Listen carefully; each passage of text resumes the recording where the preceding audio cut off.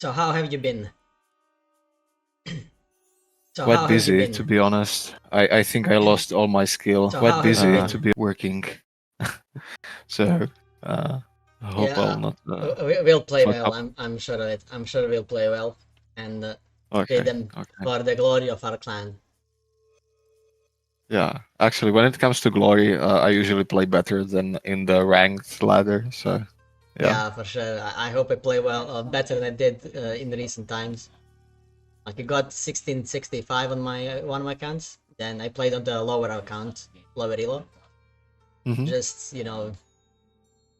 stop tryharding, and I'm now 1518. I dropped like 120 elo more than I had Hmm. before.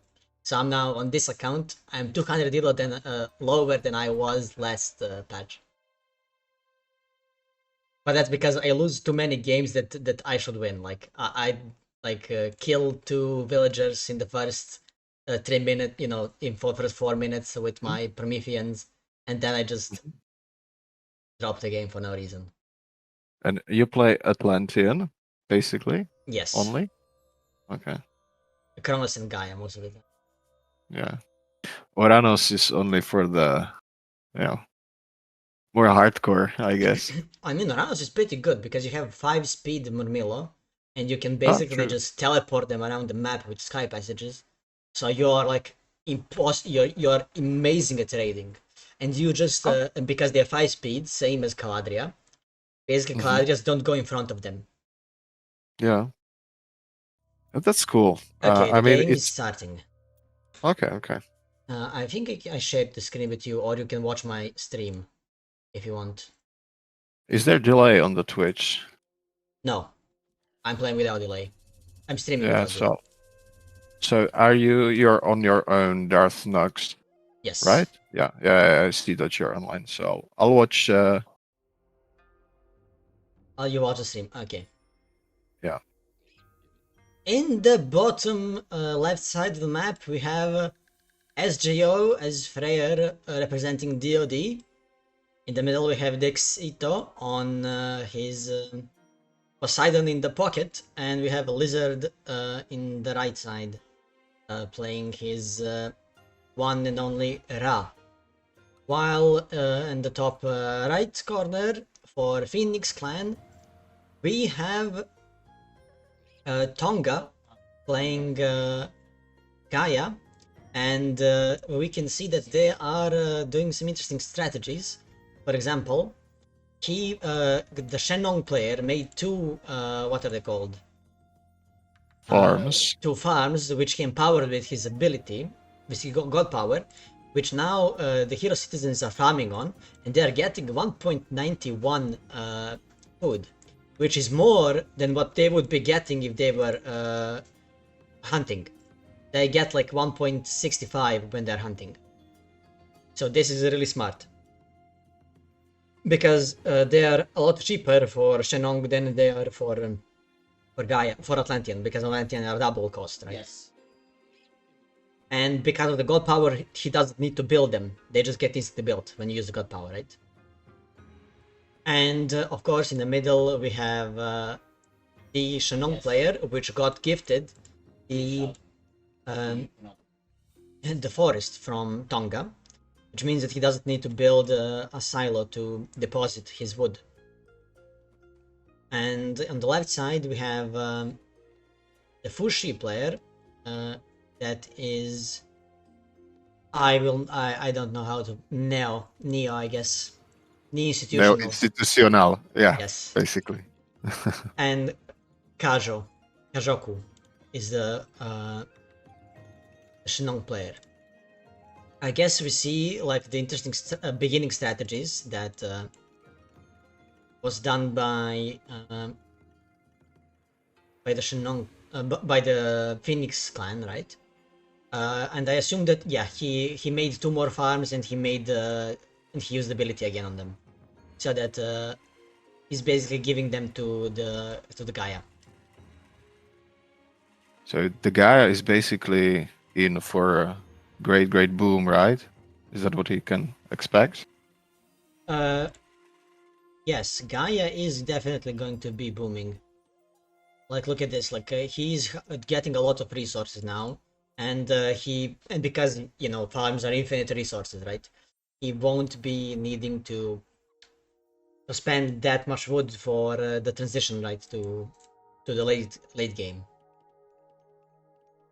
And it's Can you tell? impossible to it's impossible to harass it, right? Because it's strong Yeah. farms, which is stupid. And let's say if you were given these 4 farms, would it change, let's say, what you want to do in the game? If you had this opportunity, what does it change for the Gaia player? It just makes everything faster, or can you think of anything specific, let's say? Okay, we're getting. I'm trying to think, like, what would it actually change? Someone followed. Thank you, Godschalk, for the follow. And Zoekt, yeah, it's my twin brother in the back. And this is my fencing club's tracksuit or whatever. I think that this is exposed. Like, I think you can probably get Berserk or something through this. And thank you for the follow, Ghetto Bardo and Papa Jeffito. Thank you everyone for the follows.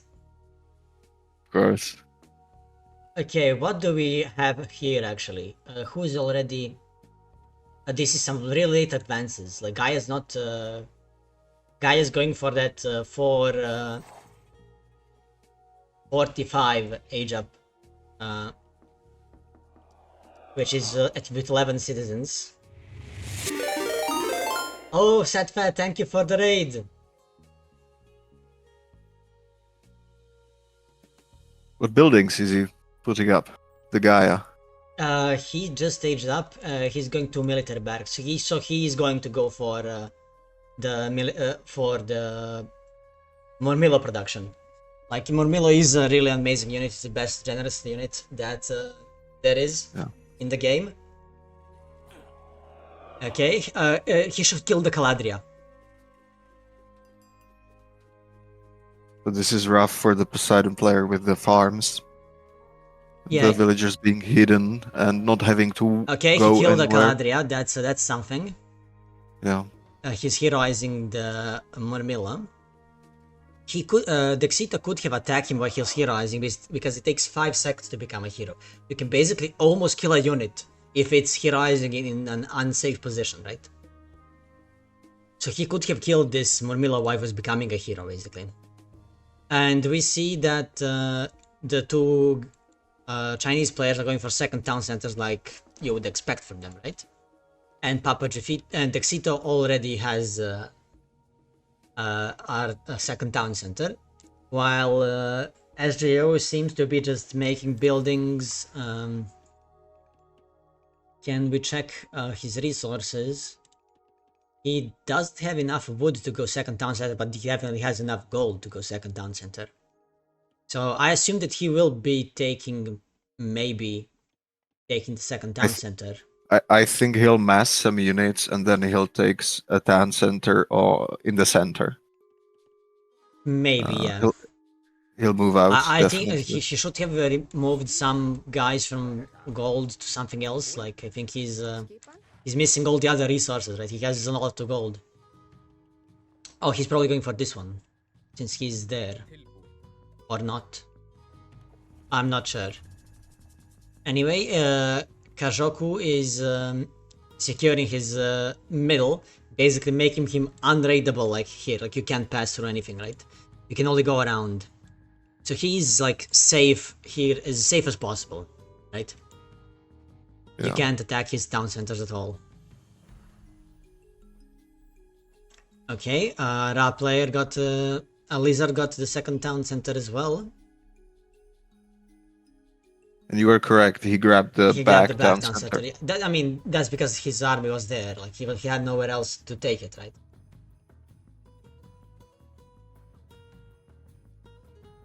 Let me just move texture quality and everything to medium because I think I'm getting like 20.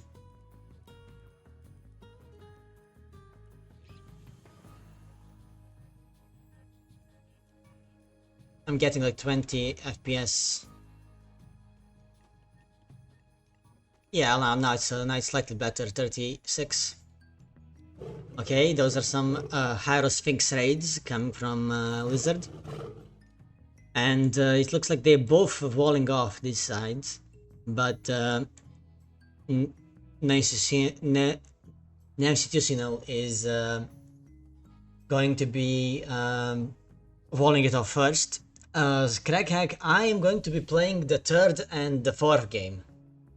While Lizard, Dexito, and Dexito are playing this game. And oh damn, these effects. 15 FPS.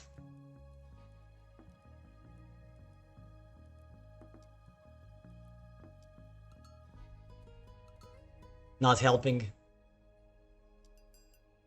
Yeah, you just cannot spectate the Ra. That's it. Yeah, I can't look at what they're doing over there. Yeah. Okay, and he's killing the villagers over here. That guy's dead for sure, and I think that he's probably going to go for... Okay, that's... Can he go for this? Yes, he can.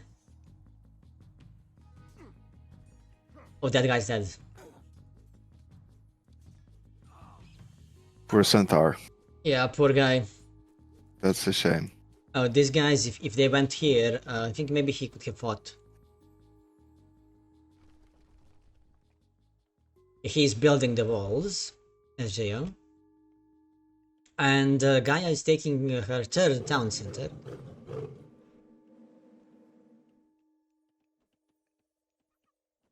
Maybe I should play it normal speed. Normal and maybe spectate like from perspective of certain players so that I don't get 15 FPS while I'm streaming. Yeah, that's a good idea. So basically, DoD is on a timer. It seems to me, right? They know that they are going for this town center here. They don't know that he's taking the middle town center, and they know about these two town centers. So they know that they are going to be at a disadvantage, probably, at this very moment, when it comes to like future economy, right? Mm-hmm. Okay, he sees the fire archers and the pioneers.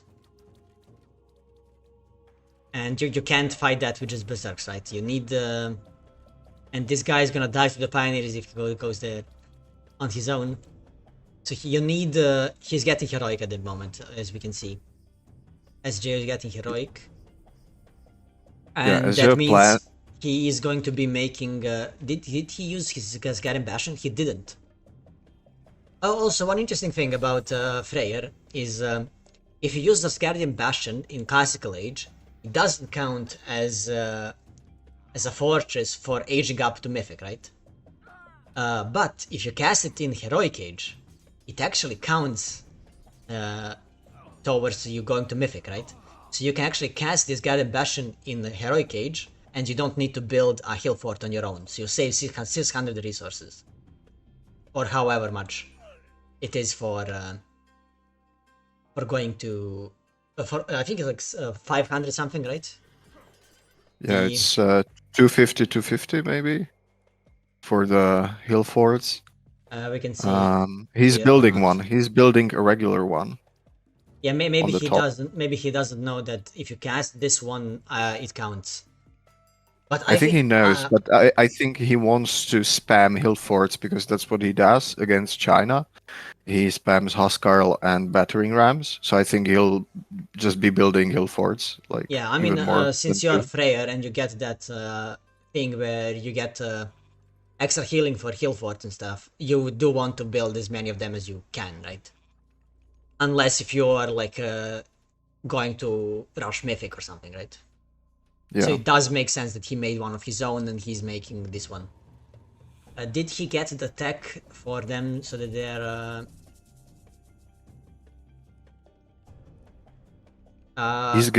he's getting feasts over now, if that's what you mean. I mean the one for cheaper Asgardian Bastions. Yeah, he has it. He has it. Oh, okay. Because it costs 40, so he's got it already. Oh yeah, okay. He's researched it. He killed another citizen. That's pretty nice from him. I think he should start building hill forts where his units are, because he needs to take as much map control as possible. Yeah, he probably needs. Yeah, he's building one over here, which is good. He needs it to secure gold for the future. He has this gold mine, which is going to die pretty soon. There's these two over here, and he's securing this one, which is good. But he needs to be careful from this position because they are attacking, and he's losing houses. But yeah, this is a massacre. Like if Dexito attacked sooner and blocked this space off, he would have basically been forced to stay in, like if he was bot blocked, right? But he didn't bloody block him, but still, most of them are gonna die. Like only 4 units escaped, right? But if Dexito attacked sooner, all of them would have been trapped. This is good, even though Tempest is lost. I think SGO can fortify the position on the left, and then he can start side builds and so on. That's another bastion, yeah. Yeah. And with this, like, with this building here that he made, with this wall, like, this is basically unwallable until you destroy it, right? So you can just always go through. I think it's best to play Freyr as if you're playing SimCity. It's just, he gets a lot of benefit from having a lot of buildings. And this guy is just killing myth units, so he's going to have like 15 heads. Because he has the multiplier, and he's like just attacking them. Look at this. He already has 3 heads. Yeah, and 1 more hill fort. I like this. This is good. And they're up on the score against China, which is like insane. And Gaia. Gaia has such inflated score that it's insane. Like you can just be 5k ahead and still be losing, you know? Yeah. With Gaia, because Gaia has all those free like tech. Oh, they paused the game. Cheaper upgrades. Yeah, cheaper upgrades.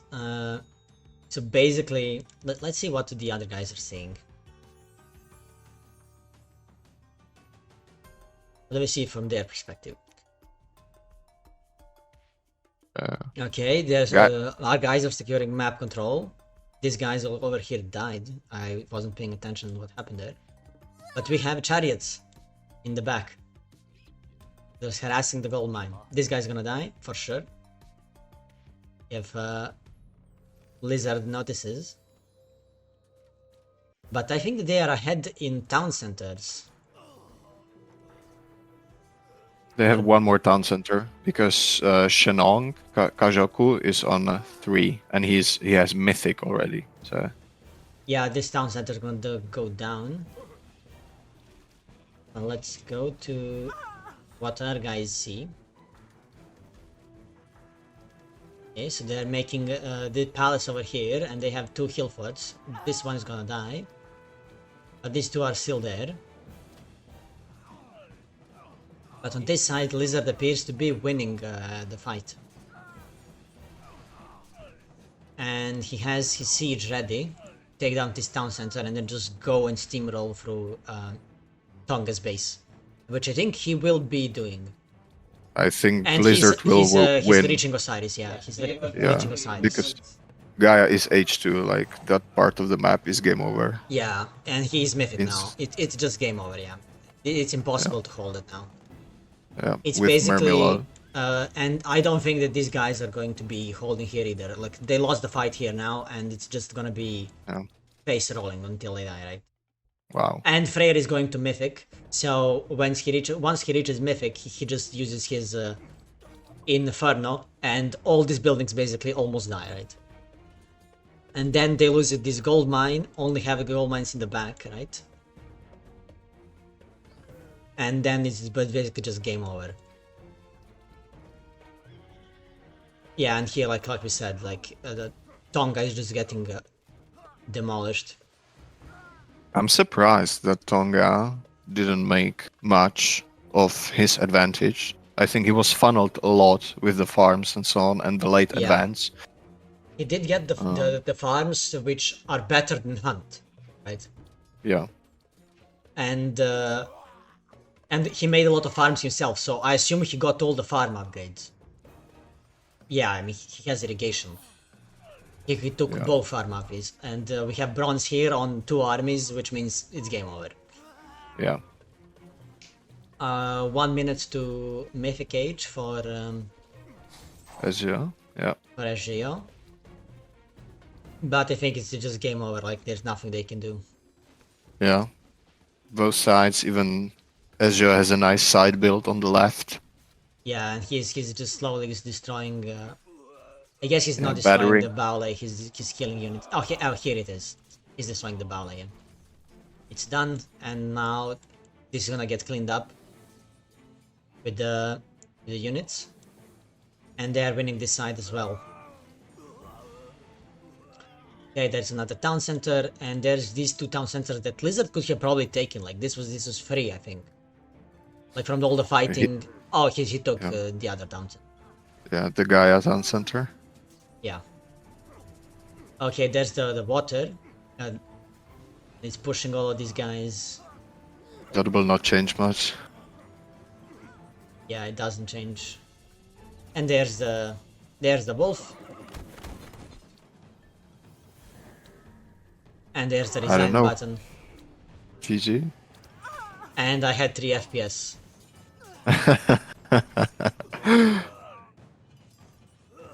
I guess streaming and watching. I don't know, for some reason, watching the games is much more demanding than just playing the game. Because you have much more map sight. You said, you know, it doesn't lag as much when you spectate only one team. Yeah, but I mean, I have, when I'm playing the game in team games, I also have only what I see, right? What one team sees, right? And it still doesn't lag as much if I'm the one playing. Yeah. So I don't know. No, it's yeah, it's Papa Jeffito. Yeah, I was like, Jeffito, where's Papa before it? It's Papa Jeffito. I think that I'm gonna ask if SGO will join me, since now Papa Jeffito will swap with SGO. Yeah, so I'll be going. So thank you for the cast. See ya. Thank you for casting with me. See ya. Now we're gonna be waiting for the next game.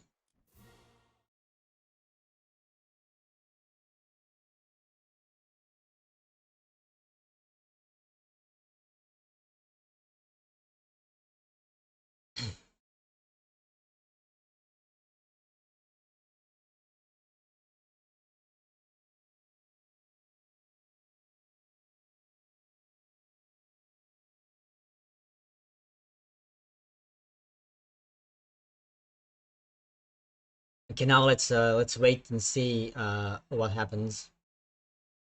I'm gonna ask SGO if he wants to come and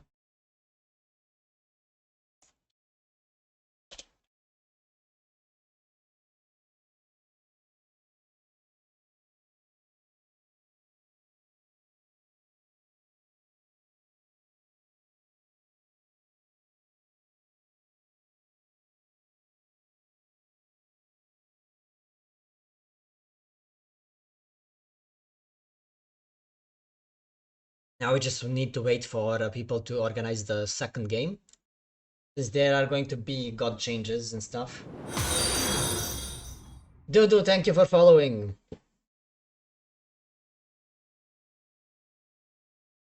How is your set gameplay going? Did you play any more games with? Did you play any more games against Zodiac? Zodiac and Dudu, the immortal rivalry. Someone said that you guys played 10,000 games on Wobbly against each other. Oh, he's trashed now. I see, I see. He's too low to get to play with you. Ejo. Ejo, Ejo. Da li možda čuješ TV u pozadini? No. Okay. Nah. Are you streaming? Yes, I am streaming, yeah. Okay, I'm sorry. It's all good, it's all good. We have Dudu the Spartan in our in the chat with us. Okay. The one and only. The Dudu. Nice. The GOAT himself. I love spectating Dudu and Zodiac whenever I see that they're playing each other. Nice. Those games are so fun to watch. Even though I'm Yeah, I not know. an Egyptian player, I still enjoy him. The Eternal Derby, like those guys played fucking 80, like 160 games, dude, and they're like toe to toe. It's like I don't know, Didn't they like play 10,000 games against each other on Wobbly? yeah. By the way, how does this work? Do I go on Twitch and watch? Yeah, you can watch on Twitch so that I don't get like so that strain my PC less, so I can have at least 15 FPS in game. Okay, and I just turn it off, I guess, the sound. Okay. So let's see Dudu in the chat. Let's go. So yeah, are you playing the next one? Or... Yeah, we are playing the next one. Yeah, it's the next one. It's me, you, and Papa Jeffito, and then we play again, right? No, I think the next one is Nomad, right? Yeah. I mean, yeah, the next one is Nomad. I'm not playing that. I mean, the one after yeah, this yeah. one. Yeah. Since we are casting this one together, then we are playing. Nice. Thank you, Dudu.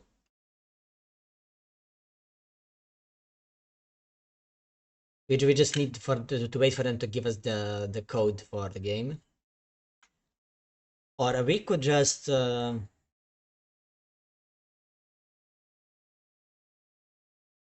yeah, I'm watching Zoekt is warming up. I saw him. He played against Rappel on the stream.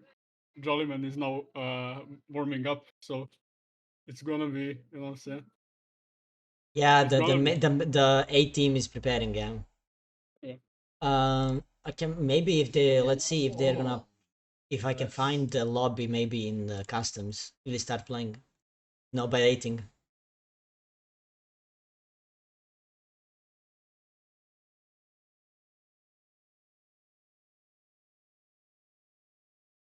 Oh, Zoekt beat Matador now.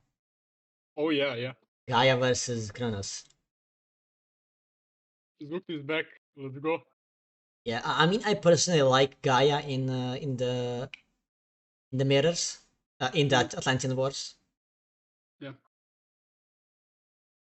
Yo, Neymar. Neymar, you're Hello, here Neymar. How are to you doing? watch your B team get demolished. I'm playing the third and the fourth game. I'm not playing the first two.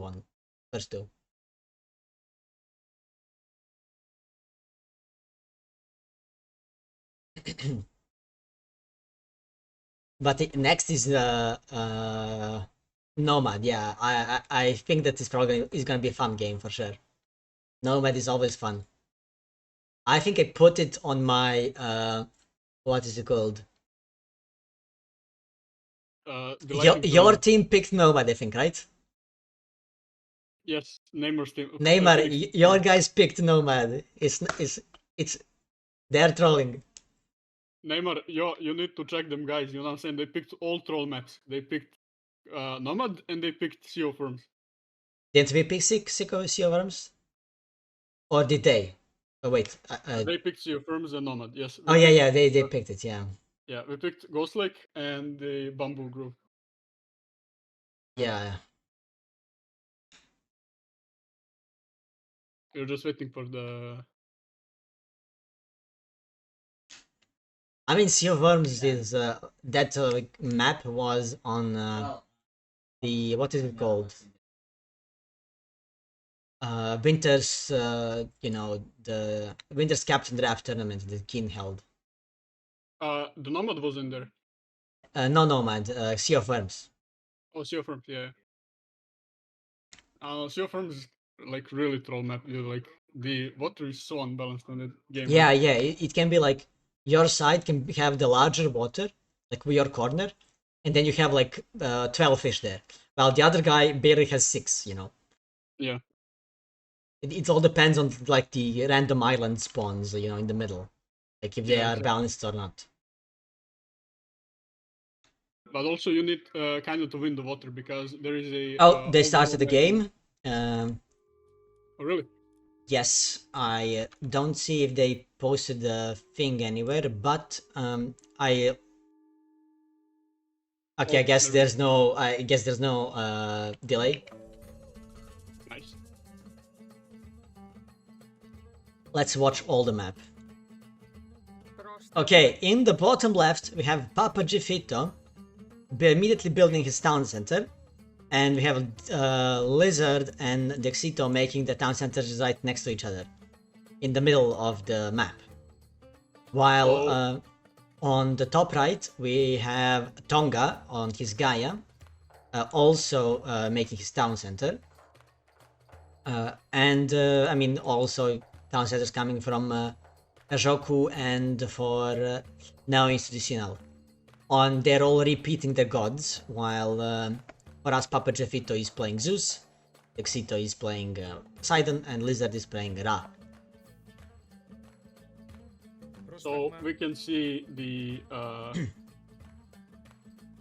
Gajoku and Neoinstitutional are role-playing the Megalopolis, and also our guys. Yeah, they're like starting next to each other, like it's Megalopolis, yes. But I personally think that this start actually favors our guys, DoD, because we have these two town centers in the back. While they don't have any town centers to grab for themselves, and but I mean they have like this back golds here and here and here. So I guess you check the gold if the arrow ships are in the range of those gold mines? That's kind of interesting idea on those islands. This one can definitely be shot by ships. Yes. This So one for that sure. could be yes. So that This could be one an as interesting well. idea. This one as well. This one is exposed, I think. This one, I'm not sure if the ships can reach. Mhm. Maybe like one ship can attack, but not multiple. Like it all depends how like ships bump into each other, since they're like really big when it comes to their hitbox. And if you notice on the peninsula below Lizard and Dexito, those two town center on the bottom are actually can be reached, or actually one town center. Actually, can those town centers be reached by the siege ships? I think that they if you get an upgrade for them, they get like 4 extra range, right? Yeah. Maybe with the upgrades they can, but I'm not 100% sure. Yeah. But So it is what very do we possible that they could. Yeah. So what do we think about these team picks? I personally prefer Greek picks and Ra, because this map is really open, and Papa and Dexito can both go Hippius opening. So this is actually really good against China. Actually opening Hippius as Greek and make 10 Hippius, and then just go for Toxotis. And basically, because China always has to open archers, right? And you have your Hippius to counter their archers. Yeah. And basically, like, they're forced into halberdier. And you have your Toxotis to deal with the halberdiers, right? Yes, exactly. And not to mention that those Hippius deal a lot of damage, and they can easily pick off enemy villagers. So if I was in DoD, I would probably go for a heavy raid this game against China players. That makes sense. Also China players have access to Chiyu, so they can slow down since the cavalry. What's it called, the thing is a bit scuffed, like I don't see the normal UI, you know? I can't check for I would need to go like from each player to see like if they're aging up. Yeah, and but what when are we are they talking about taking. Cup, we can see Papa Jefito's build order. Okay, is really Hutu and Chuanu. Yeah. So no Papa Jefito is actually floating the 500 food. I saw that. So I don't know what's up with that. Jefito. Yeah, he was floating like 30 seconds ago, 500 food. Yeah, I mean, Okay, maybe he was waiting for Oh, look his upgrades. He picked a hand axe and pickaxe. He picked everything, dude. yeah, hand pickaxe and husbandry.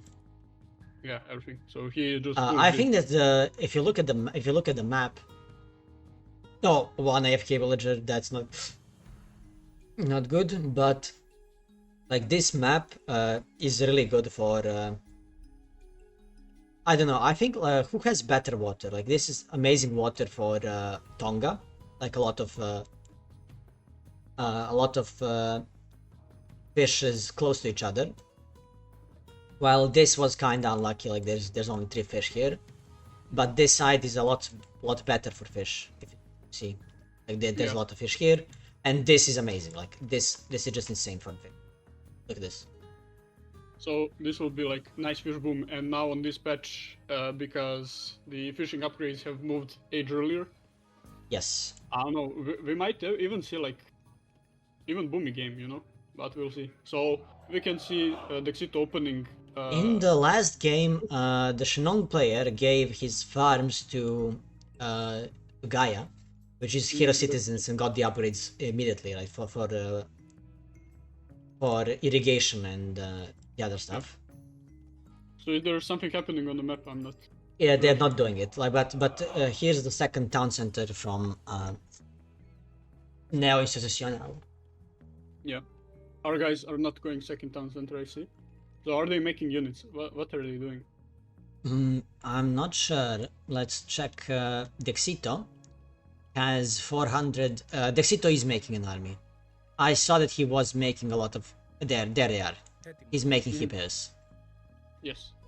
Okay, that's definitely one dead. Oh, there are multiple.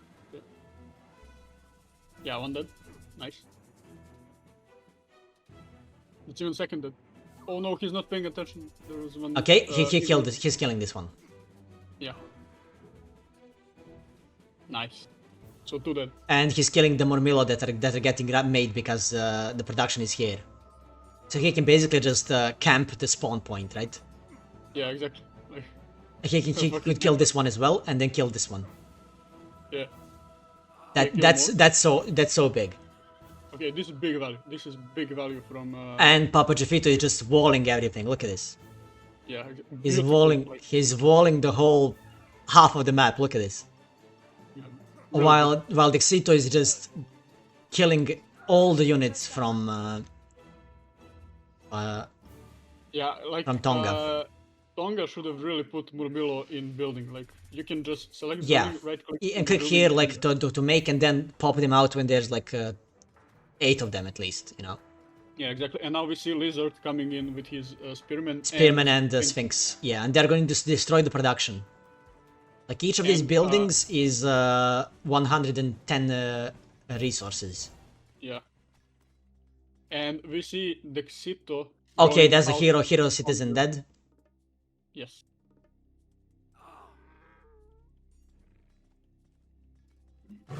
And there's a lot of idle time for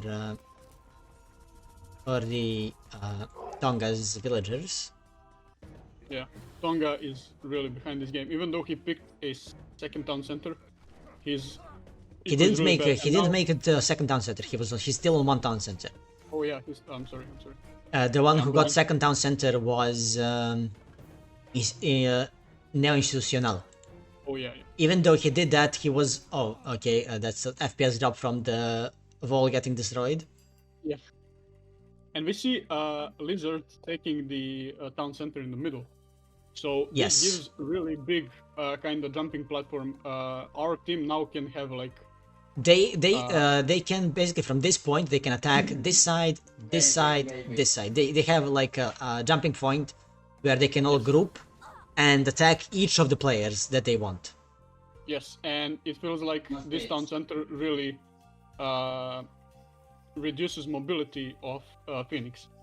So, yes, and of course there's these walls from Papa Jafito, and it looks like Papa Jafito is mounting an attack on this position. Yeah, he's already heroic. Dexito is going heroic as well.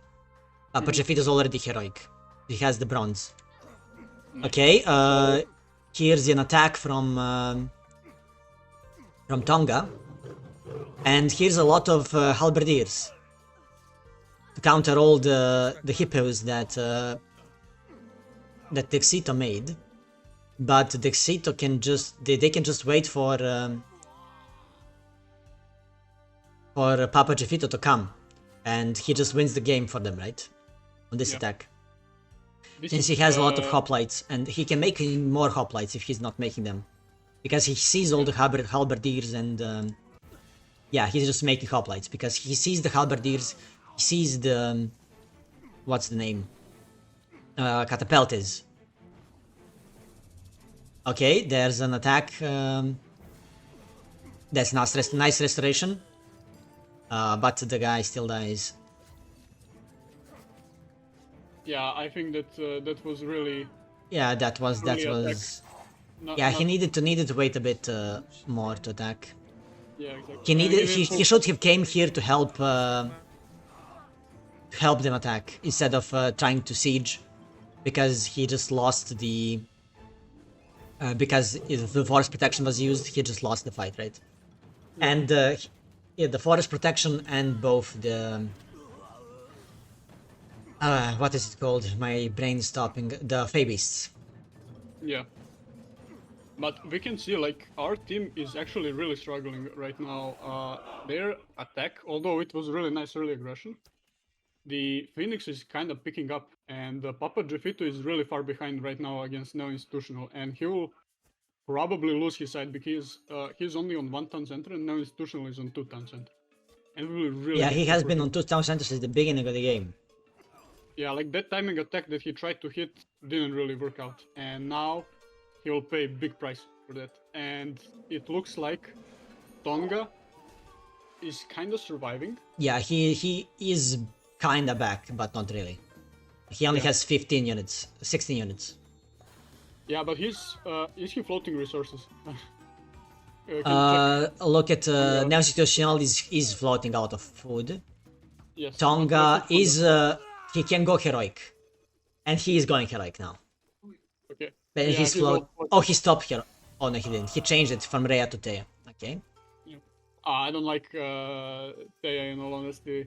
It's really bad. I don't like Thea as well. Like you're not getting anything by going Contarius. Like Yeah. And I think that Oh. Behemoths actually would we help have the push- bronze over here on this side, and there is some dead units.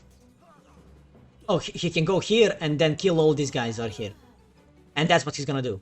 Nice micro from Papa Jefito. Yeah. Oh, it's there's a really- second vanish, but he's going to lose these units from the forest protection. Yeah, like it feels like Papa Jefito is doing like these half-assed. He is, yeah, half-assed attacks. Like He's he's not going, full pop. He needs to just to go full pop and just. yeah, going on. he's second town center from Tonga, which gets spotted, but I don't think he's gonna get stopped in time. Yeah, it's gonna get up. But here's the thing, right? The Yeah, institutional over here has the game in his pocket, but he's not spending resources efficiently right now. So if he Let's look spent at all of him. this- He doesn't really have that much resources left. yeah, but he could have more units basically. Yeah, I think he lost like a lot of them for nothing. Mm-hmm. And now he lost the Baole. And I think that Papa Jefito in the meantime killed all. Another bronze on this side.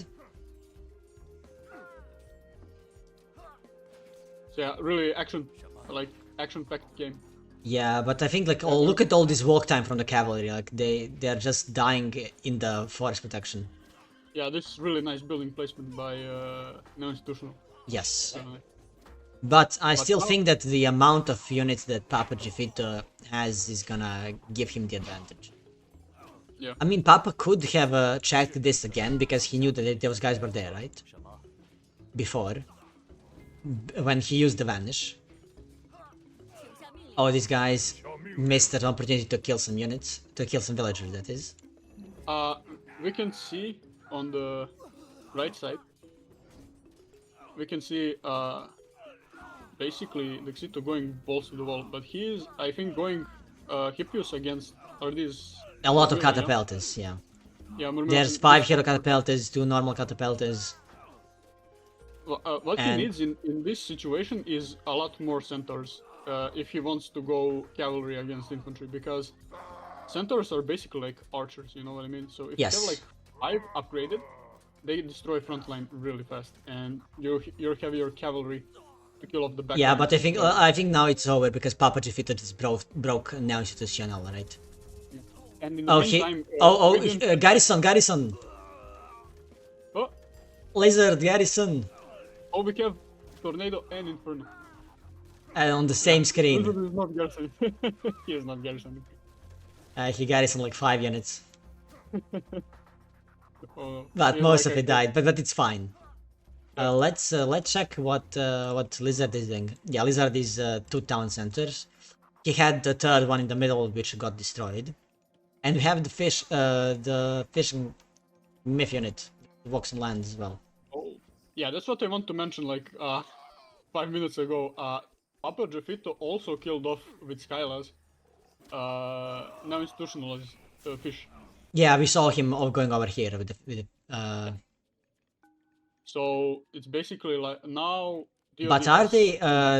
Let's see if they're still alive, because I don't think he killed all of them. Yeah, these guys are all still alive.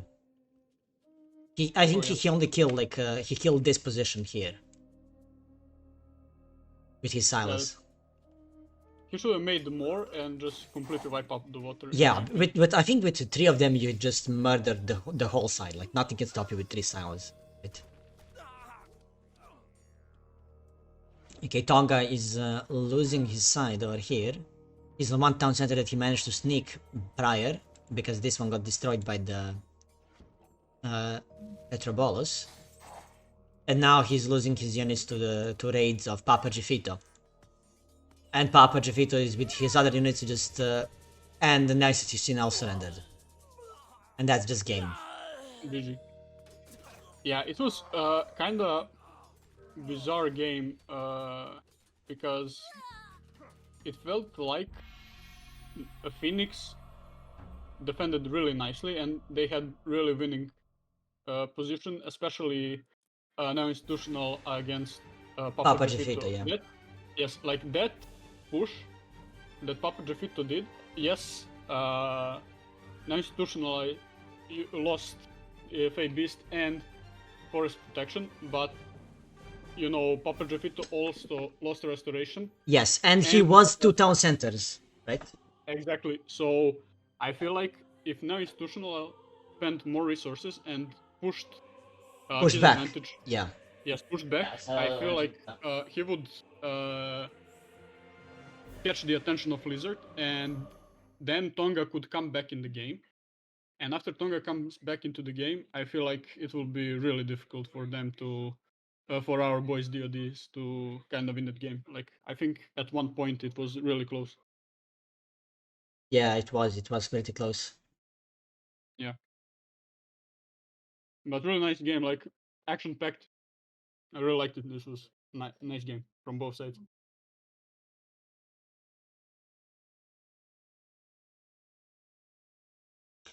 Okay. We are in now it's our turn to play the game, right?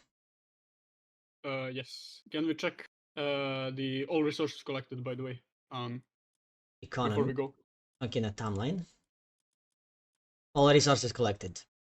Yes. First is Lizard, then it's Papa Jefito, and after that Oh, is Kajaku. Oh, interesting. So now Institutional looks like he wasn't really ahead. He was kinda equal, like until this point of the game. Yeah, it needed that second TC to kick in, you know what I mean? But Yeah, I guess that second TC never kicked in like that eco. yeah, true. Yeah. That's I don't know what what it happened looks on like. Hmm? That's what it looks like. Yeah, I don't know what happened on the side actually, like really bizarre. I felt like in that situation, non-institutional could have made units. And If he just made spammed units here and pushed back, because he should have had more resources. Let's look at the like. Can we check? So we are only looking at Papa Jefito and Neoinstitucional. Okay, so when that attack happened, that was here, forest protection. So he was 1,000 resources down because, you know, look, you can see they did this dip and then it's like going up, right? Because Yes. he was one town center, like when you're building a town center, you're down, and then the extra resources come in and you are like trying to, and you catch up, right? And then you eventually go above. And at that point, But he started fell down. How did he fall down after that? Let's look at civilian units. Did he lose a lot of units here? Not really. He didn't lose like units almost at all. He had the Let's unit check lead. resources collected. Just resources, not all resources. Just resources. Yes. All resources. Yeah, so he spent like resources, and he eventually they had pretty much the similar amount of resources at this point in the bank. But not enough. Like you can see, he's floating like 1,500. Yes. So if he just spends that into army, like I don't think that Papa Jeffito can do anything. In all honesty. Yeah, but the Papa also had the similar amount of army. If you look at here, he had a similar amount of army, and he also didn't push. Make a map, a mid ID already. Okay, I'm gonna go and make it right now. Alright, and you put it in the chat with the password. Clan Because War the A series is going to start soon, so I have to focus on getting 1, that 2, started. 3. We are playing on Virginia, right? Standard spectator lane. 1 minute. Just actually no spectator. Okay, fuck. Allow spectators standard victory standard. Okay, host. What did you say, DarthNox? Yeah, I'm just making the. I'm talking out loud for. Okay, it's good.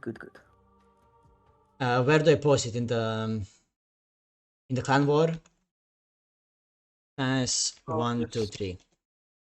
Let's go into Clan War DoD. Password is 1, 2, 3. Yes, let's go. Thank you for the follow, Bottom Belak. Hello, everyone. Hello. We are playing first game is Ghostly, right? Yes. Let me just turn off the stream. Yeah. I'll go to the bathroom real quick and I will come back in 1 minute. So how do we change gods, right? Can we only change one god, or can we change two for two of us? No. Only you can, I think, change, right? Or only you come in. Nobody else changes gods, I believe. Oh, can we not bring SGO as well? Good looking and tell me if Israel can play the last game. Yeah. I'll let you know as soon as possible. I'll ask Yeah. him when he comes back. Yeah. Ping me if it's necessary. Yeah. See ya. Good luck. Yeah. Thank you, Dexito. What did you think of the game? It was so strange playing on fucking Nomad. I mean, it kinda looked bad for a moment for you guys when you failed that push. When betray beasts and forest protection. Yeah, I mean, But that was bait. I had very few units there. That was like saying hello. But maybe Yeah. I lost a lot of units. I don't know. Yeah, you did but I lose. felt You like did lose quite a bit of units, yeah. yeah. But it still felt like they didn't have any steam afterwards, and we checked. Like he was 2 town centers, right? Yeah. And he didn't lose almost any villagers in that fight. Yeah. And he was still struggling for resources afterwards, right? And like he was still behind you even after that fight, right? In the resources, he never caught up with you, even though you were 1 town center, he was 2 town center. Because I had more fish, and I started killing his fish with Skyla. Yeah, but you didn't really kill all of them. Yeah, that. He had quite a few. When I checked the graph, he actually had more villagers than you. Yeah, he did. I guess it was idle time that you caused that attack, but still, like he had 30 more villagers. Yeah. Hey guys, are they in the lobby yet? Yes, they are. Yes, we're just missing Azure. We'll be playing. Send me an invite. I'll invite you. Good right guys. away. Password 1, 2, 3. Yeah, and when you are done, can you also post it in the chat? Yeah, I'll do it. Of course. We still have to record it game 2. Oh, we team Papa can change to team 2 since Oh. they're team 1. Since they put themselves as team. Sorry. Yeah. Okay, I have to go back to A 1 second. Good luck, Okay. guys. Thank you. Kick their ass, you know. Oh, We I will. We will. They changed the player, yeah? Nachomac. Olaf, I need to tell Godschalk that he's on the stream and that was really unprofessional. I mean, we changed the player as well, so they can change the god, right? That is how the rules are. When someone changes the player, you can change gods. Yeah. Okay, so are we ready? Yes, we are.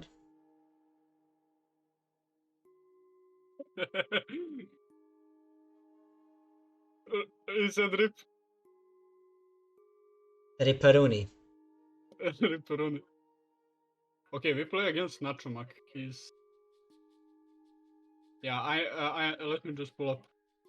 Bro, I did preparation, dude. I did preparation. This Yeah, guy was... you're our scout. Yes.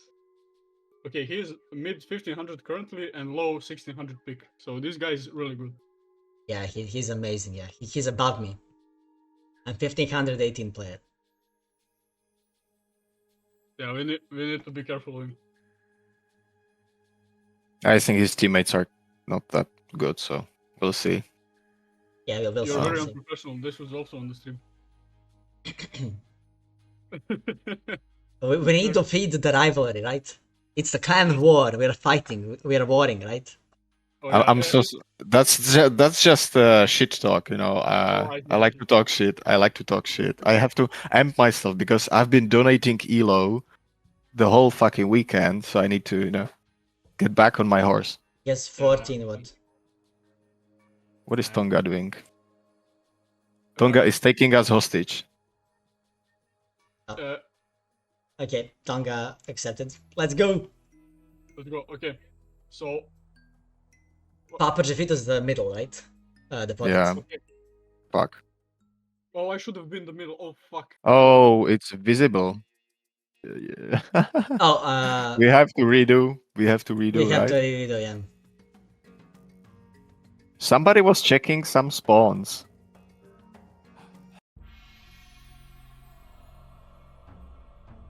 Okay. Yeah, I was checking before, yeah. Yes, yes. Virginia. Are you hosting? Or Yeah, I'll host. I'll Okay, host. I'll host real fast. I'll just send it to Godschalk straight away. Yeah, just tell what happened and see. yeah, I left I forgot to change from visible to normal. Lobby. Here. Okay.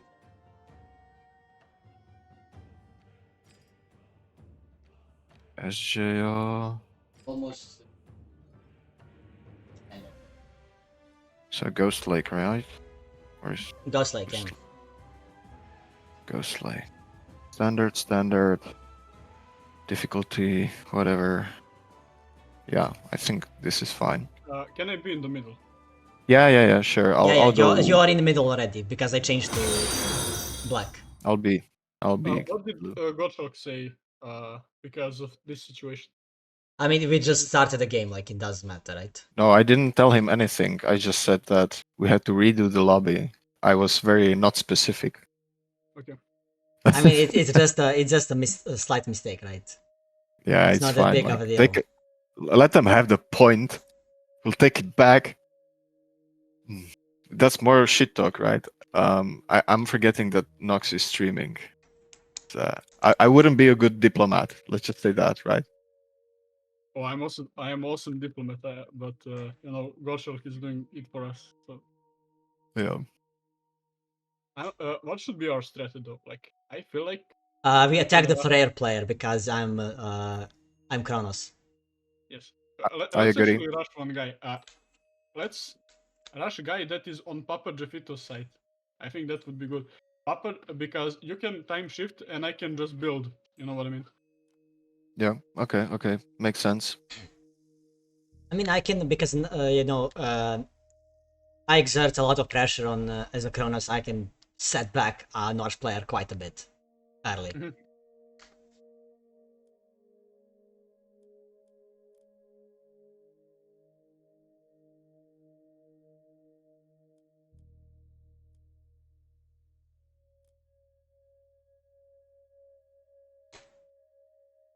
But that Shenong giving farms to Gaia. Gaia is a smart play, really smart. Yeah, I thought they had some sort of a great. Well, they did have a plan, and I liked it a lot. But then they lost the first game, and I was surprised that they lost so hard. I think Lizard played too well. Yeah, and Dexito also. I basically did nothing. I was just building heal forts. Which is extremely important, actually. To play SimCity as Freyr. I think you did your part well. Yeah. But yeah. So are we rushing on your side, Pop? Yeah. I would do it. Yeah. Okay, DarthNox, let's go. Rush.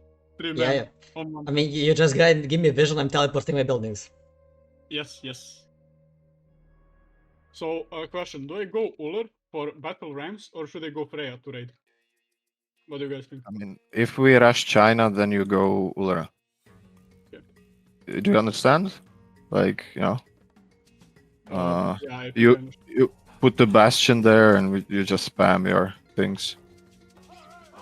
But I think Freya is like superior. Otherwise, Yeah, I also like Freya because I like you guys to rushing and they are like completely in the chaos and I just run in with my fucking Valkyrie, you know what I mean? yeah, Valkyrie is a good unit. Not just Valkyrie, but with raiding cavalry and just raids Yeah. them, you know what I mean? So Yeah. I feel like maybe I should just go Valkyrie. And also Forest Fire is S tier good power. So, you know. Actually, I saw a Boyd video today how he was molding about Forest Fire. That was so fun. Because it was too good. Yeah, bro, you just basically killed 2 villagers, bro, for nothing, you know what I mean? It does a lot of damage nowadays. Did that thing where Forest Fire makes units like go and chop down a tree instead of like anyway? Did that happen? Yeah, but you have to cast it on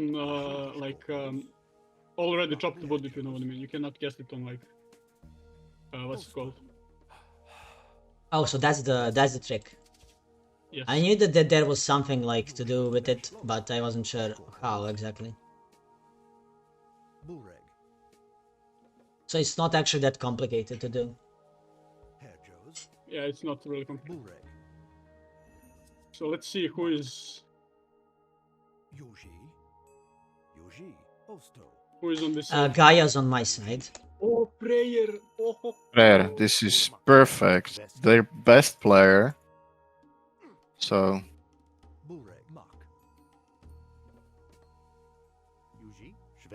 Nice. Dude, this is going to be so good. I cannot wait. I'm sending ghosts to you. Papa. yeah, thank you. Can you scout more aggressively on him so we know? Yeah. I will do a circle around his base. I know his woodline is on the forward, so he's stopping over here. Yeah. So Freya is good. Yeah.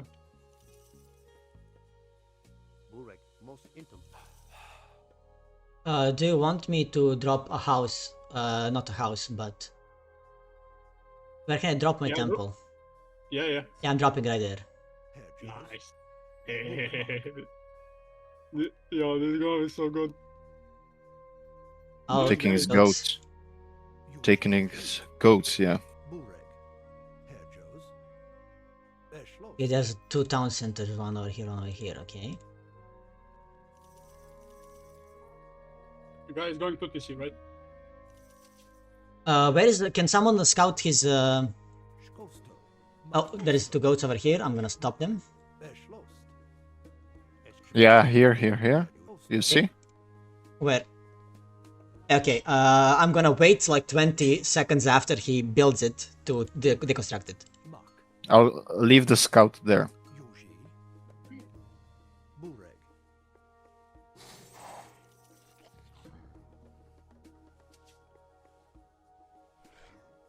Okay, so he's attacking my scout. But you have your oracle, so...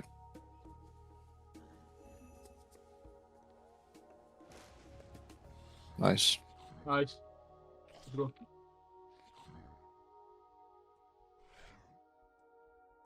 So they are done.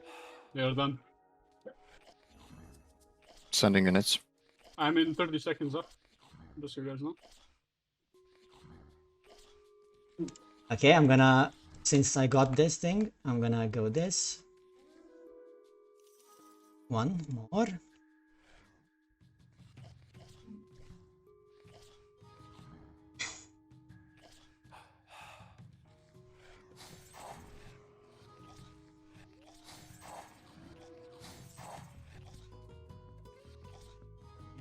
Yeah, he went to left. Yeah, I went there. So I will basically raid them to death. I am going all raiding cavalry. Just raiding cavalry.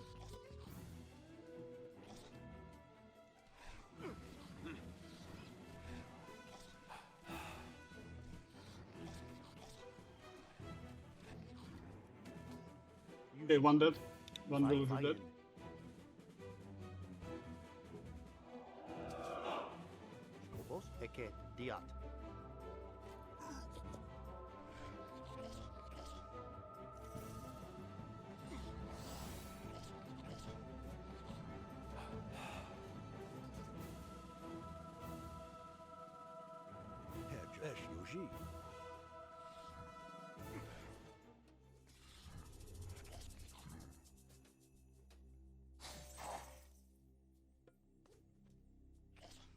Oh my god.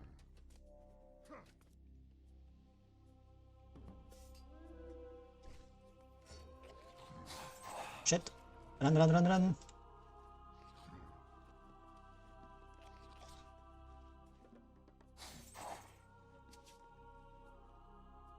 Okay, I will go now and start raiding these guys. Okay,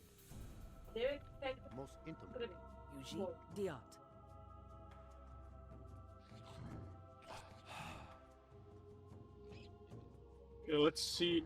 Oh, he's made a lot of I see. these guys.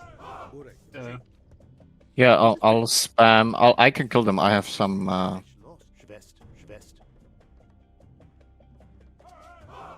Okay, I am raiding the Neoinstitucional guy. Oh no, who is purple? I don't know. Oh my god, these villagers can just simply escape. What the?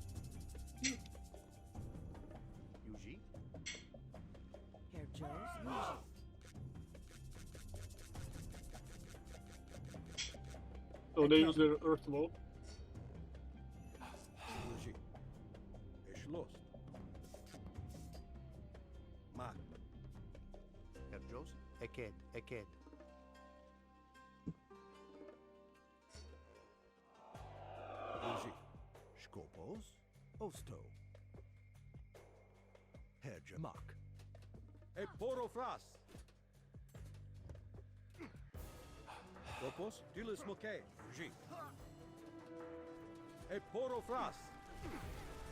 Oh, that's not Spotted Fire. These guys are so dead.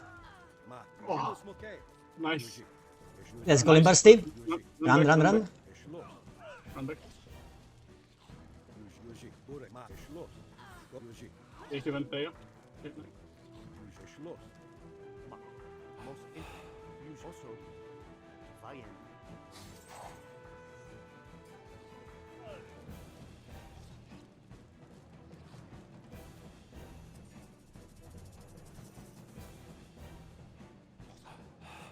Okay, now I have a lot of raiding cavalry.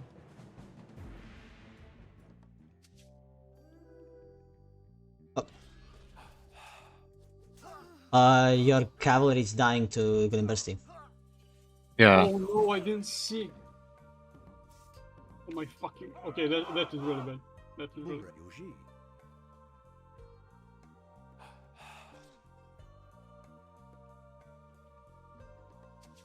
Yuji.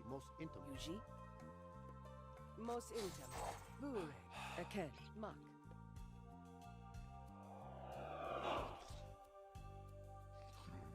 Yeah, let's kill them. Do you have hoplites? Let's kill them. Yep. Yep.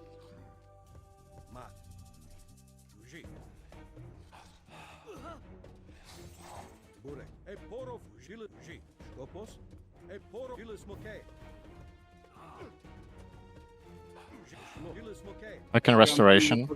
I'm coming with Resi.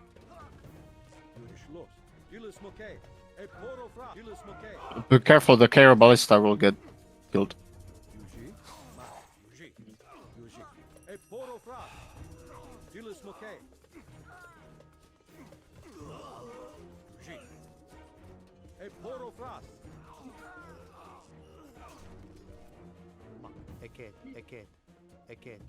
Okay, let's see where is he gathering and what he's gathering. Diat.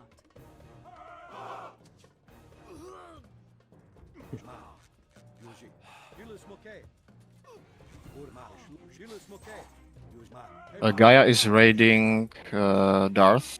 Okay, I have golden Can burst if you need, like, this is fine. I have his trees. I need wood. I want those trees. Okay.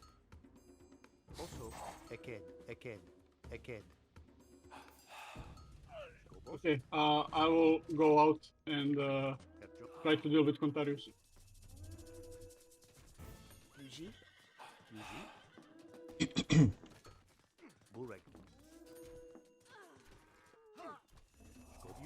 okay, that's nice. Golem Bear. Yes. Bur. Diat. Mak. Osto.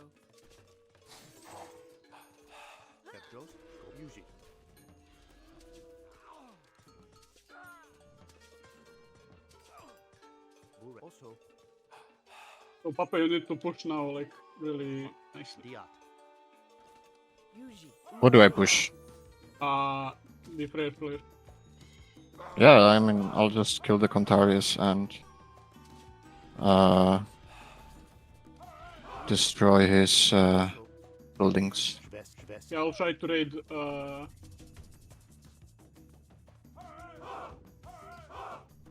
I'm gonna be teleporting my buildings back in this position. Oh, we don't have much gold mine. Oh shit, like he has all the villagers over here. Oh, On the top. I'm running there.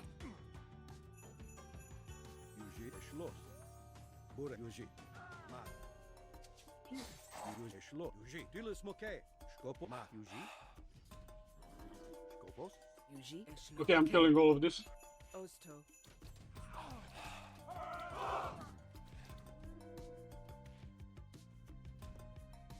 Okay, I killed all of his gold.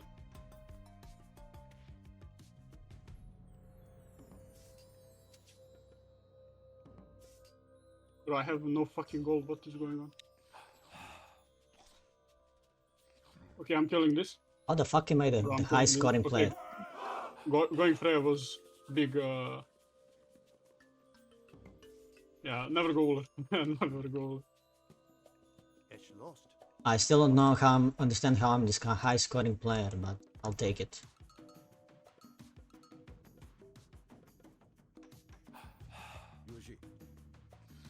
Let's see if they have anything here that I can raid.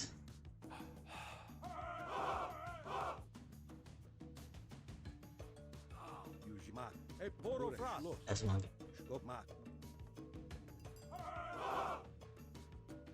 Okay, that was a beautiful find, look at this. I'm killing 3 villagers. Nice. I killed the last of Nachomac's villagers. Over here. Ah, that's GG. Nice. GG. Oh, it's a Yeah. wrong chat. GG? Hmm.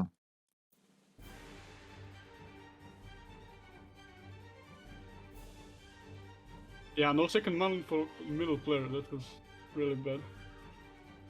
Or was it? The Yeah, the map The map was perfect for what we wanted to do. Yeah, we bullied Nachomac into a submission. Yes. We bullied He had him. nothing. Let's see the villager count for him. Obviously, he had what? Civilian units.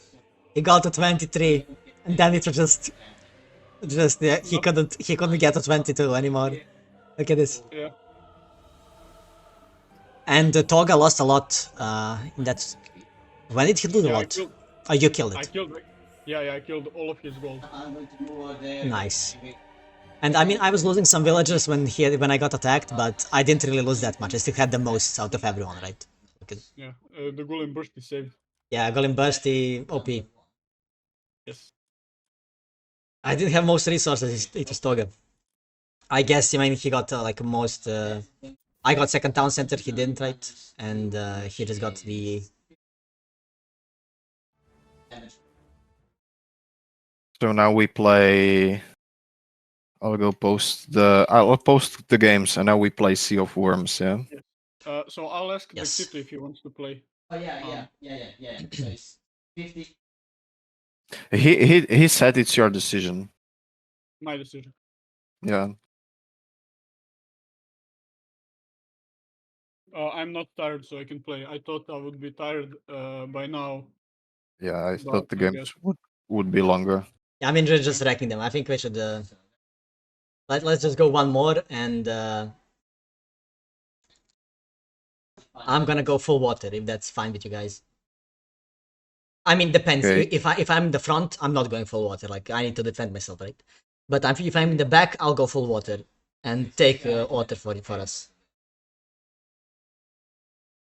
Okay, Dexito gave me. Like.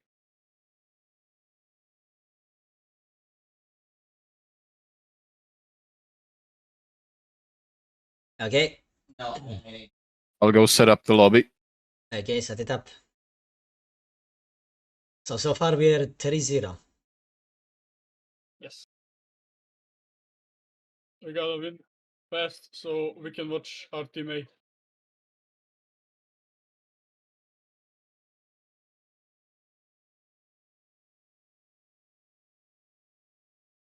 Uh,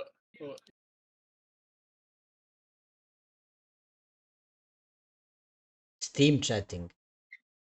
what does stream chatting mean? What does that mean? Steam chatting. What is Is there a password on the lobby? 1, 2, 3. Yeah. You had to, because I forgot if I put a password in or not. Doesn't really matter.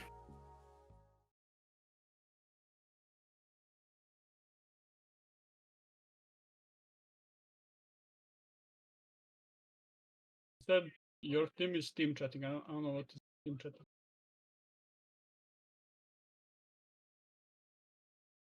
Sea of Worms.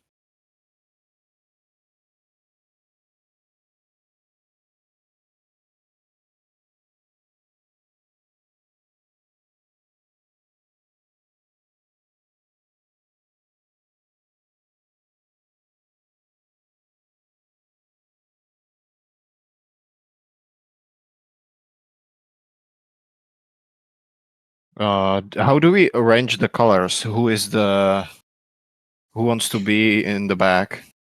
You can't. It's basically 50-50. Yeah, it's 50-50 because you don't know which side you will end up on, right? Only the one who is like the middle is the middle for sure, you know. True. Okay. So do we want someone to be in the middle, or who do we want to be on the sides? Because I want to risk to be in the back so I can go full water. Give me the middle. Give me the middle. Okay. So I'm blue. So you need. I'll change to purple. You can change to something in the middle. You guys ready? Yes. Yeah, we invited them. We're waiting for them in the lobby. What do they mean by that? Yeah, I don't know. It's just, man, your team are steam cheating. I don't know. I said, what do you mean? And then he said, next map, please. So I don't know. I mean, since I'm streaming, they can stream snipe, so it's you know.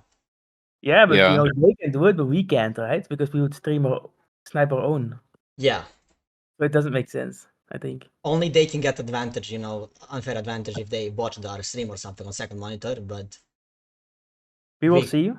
we can't do anything against them. Like, what can we do? We're just playing and talking to each other, you know? Yeah, it's gonna be fine. Alright, good luck, guys. Thank you. Good luck. Thank you. Yeah, I don't know. That's kind of weird. And after this, if we when we end this, I'm gonna go and I'm gonna raid the husk soup Yes. with our games. I assume that the other games are gonna be closer because you know they have Neymar on Kronos every fucking game, right? Actually. Ezio, take the middle, Ezio. Yeah, change from gray to something else. Oh, to something else. Okay. Let's go yellow. I like yellow. That's a nice color. It looks like I'm watching our guys play. Pull up red. Where is blue? It looks like we are losing really bad. Damn. Teammate. Really? We'll watch after it. We'll watch it after. Yeah. Like some of the guys are quite rusty, so maybe that plays a role. We gotta win this guy because I mean, if we win 4-0, like our guys just need to win one game and we won, right? Yes, exactly. True. So we need to bring our A game. And then we can say we carried the main team. Yes. Actually, you know what BacHi said? He said that Team B is better than Team A. That's what he said. And he's right. We stomped every single game so far. True.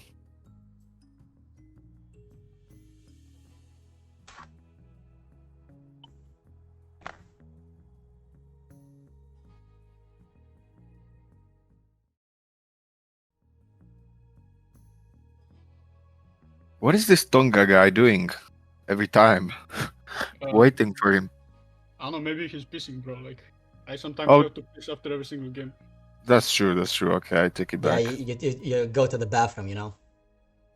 Yeah, that's a human thing. And he always types 14 before he I says don't he said understand it. that. For some reason he says 14.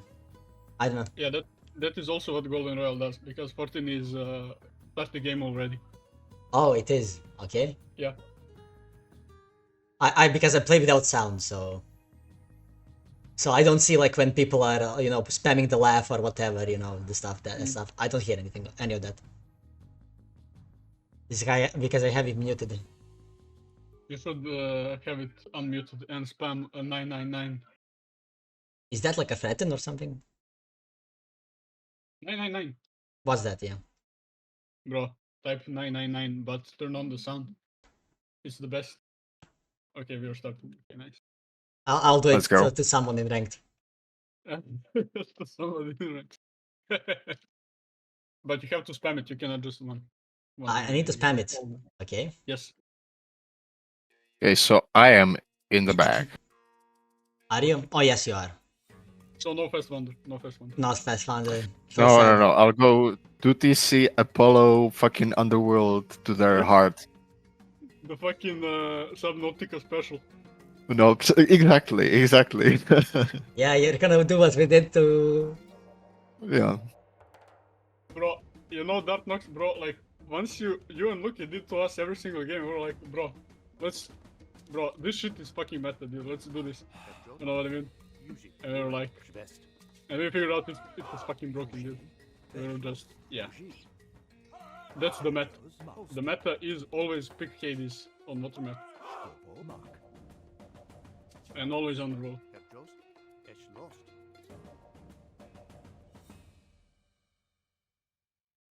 Where the fuck is that water? Quite far away on this map. It's stupid. It's stupid, innit? Yeah, look at this. Like this guy just went on a fucking mission. Look at this. And it's citizen time. Like, this is very, very sad to see. I mean, it's better, like in Legacy, it was completely like garbage. Like on Anatolia, when you spawn on Anatolia on Legacy, bro, and it was 3v3 and you were in the middle. Yeah, that shit sucked so bad, dude.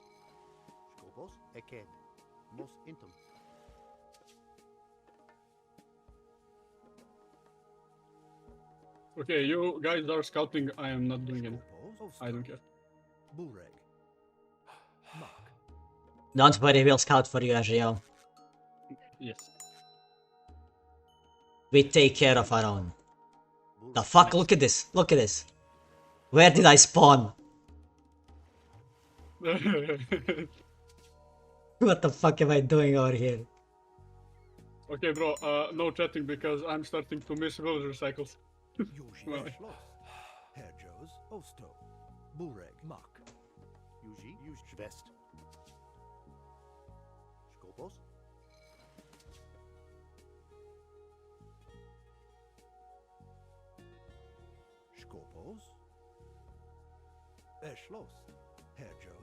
Okay, Gaia is in front. nice. But bad for them, right? I think that's all the fish that you will get. Unfortunately, you don't need to make any more bots. Yeah, the fuck is this shit? Okay. I looks like I got the worst possible spawn. Yeah, I'm not making ships anymore then. Try to deconstruct his dock. Sure, is it worth it? I mean, I just got a... Someone gonna get to give me a vision, right? They'll do it. Okay. Actually, I'll build a temple at over your side. Closer to you.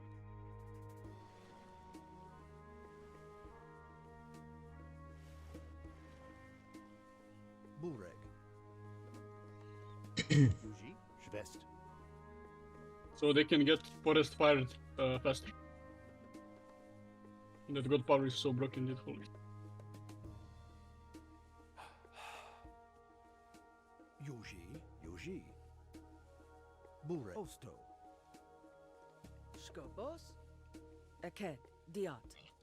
Very few fish here. What the fuck? Yeah. Okay, I'm missing my villager cycles. Holy shit, dude. Yeah. I thought I wasn't tired, but I'm actually tired. I should have let Dexito play.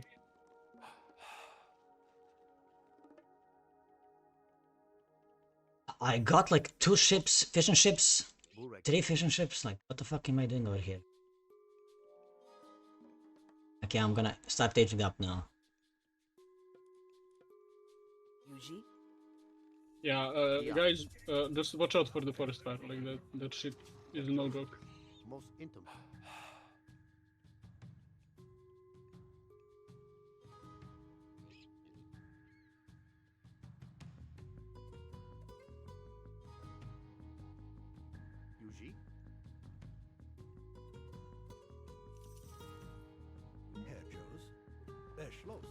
Okay, I will delay my water fight just to get the what's it called, the stables, and then I will probably start trading and what's it called? Yeah, you get the idea. Damn, if I had the... Oh, he's already aged up. Should I destroy his dock now, since he's already second age? I don't know. I have no idea. So that he can't fight for water quickly? Yes, no, I deconstructed it just in case. What is he making actually?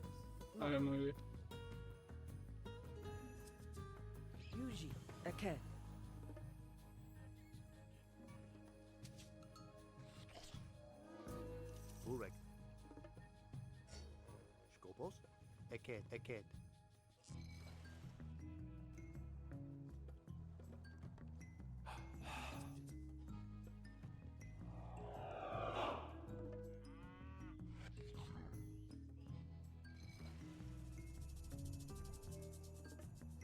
Okay, the guy just made fucking...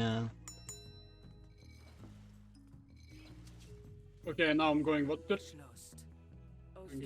And I'm going hardcore, just so you guys know.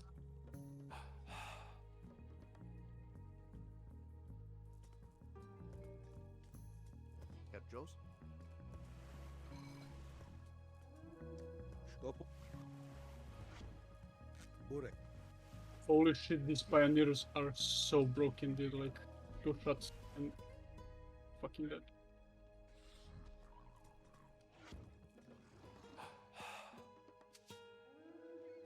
Papa, can you scout? Oh, that's you. Yeah, Papa, can you scout their woodlines so I can know what to attack?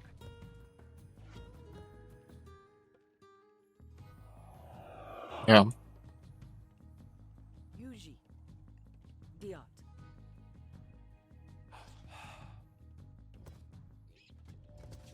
Skopos?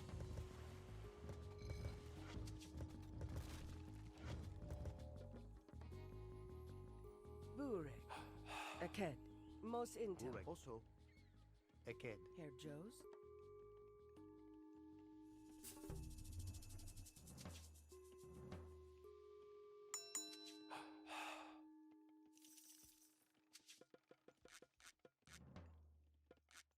Vian. Oh, they're rushing us. Look at this. I'll have Underworld soon, so I'll kill one of them.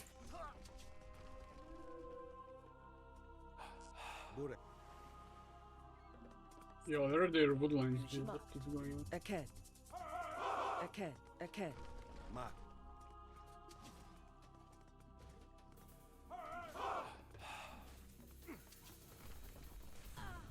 Yuji is lost. Eked. Eked. Is lost. Yuji is lost. Mark. Dilis Moke.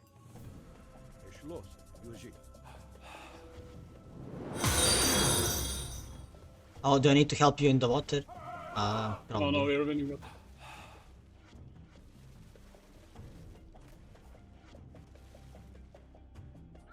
But... go back, I'm having like a big batch of ships coming soon.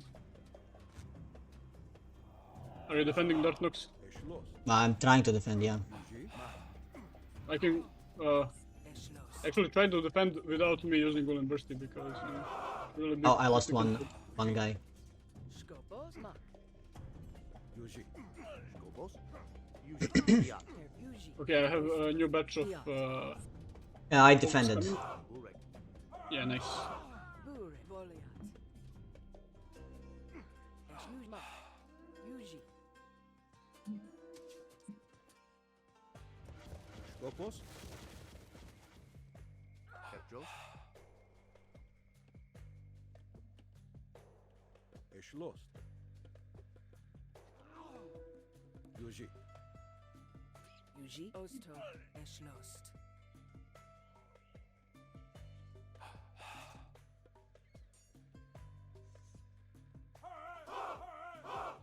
Mark. Oh, what the fuck? We are losing water Yuji, so deal fast. is What okay. is going on? Is lost. Mark. There's a Yatsa. Where is it? Skopos. It's near your gold mine. Okay. Yuji. Okay, I'm literally killing his, what are they called? As soon as he No, I makes have- guys that are coming to help, I kill them.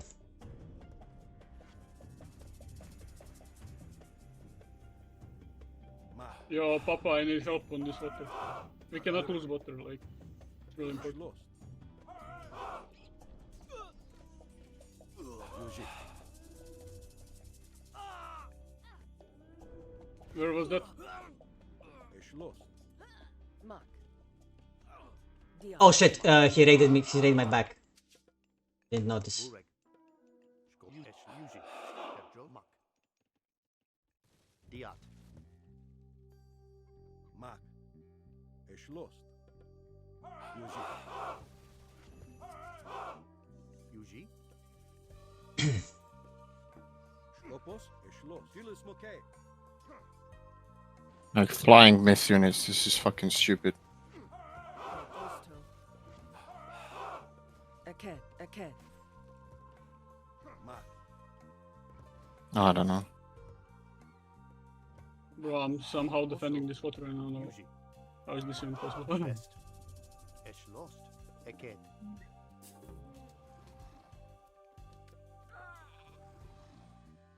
Use Esh lost. I'm coming to help you on the to attack Tonga. I think if we Yep. just attack Tonga, we win. Also, There are all of them here. Yeah. use it. They're rushing land, what? Okay, I'm Use it. I don't wanna abandon what. I'm gonna kill the myth unit with my heroes. Can you Papa focus down the Kraken, please? Burek. Mak. Again. Burek. Most intim. Mos intem. Use it. Skopos. Burek. Esh lost. Esh lost.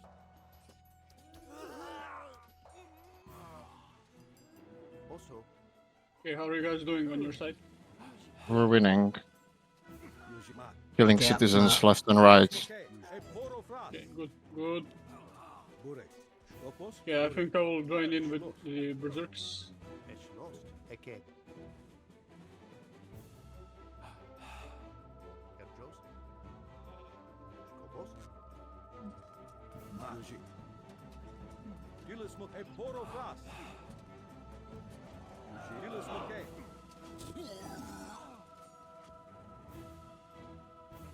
Diat. Use it. Mak. Also, Okay, sorry. We're For some fighting. reason my eco is like complete dog shit. dude. lost. Let's see if we can kill the. Oh, I think we are losing this. I think. Let's try to Yeah. murder this as many citizens as we can. I have, by the way, the Tempest if you guys need. Burek. Use it. Skopos. But yeah, I really need help on water. If someone could make ships. Osto. I'm coming. Sorry. Aked. Aked. Yuji. Aked. Aked. Use it. Esh lost. Use Mak. Esh lost. Most intim. Esh lost. Also, Diat. Yeah, I think we lost water, guys. Diat. We need to focus on the land, or else we're just done.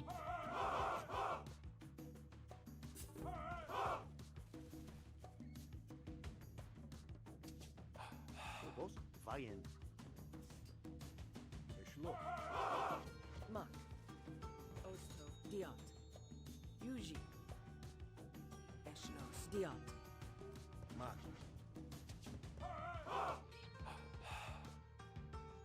Why am I building this guy?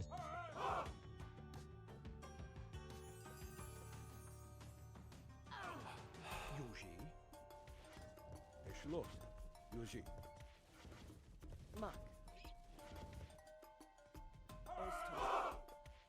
Aked. Herjo. I'll have Hera. I can win water with Hera, right? Okay. Like soon.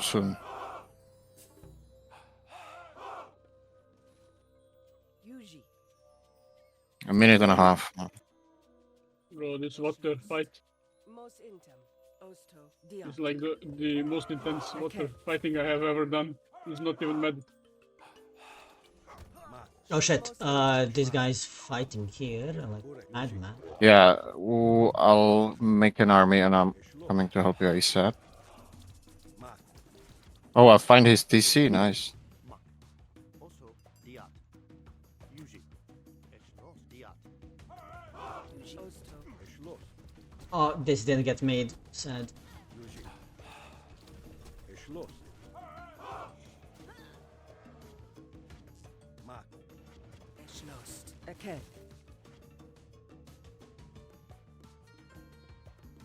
Okay, we are winning on the water. Esh lost.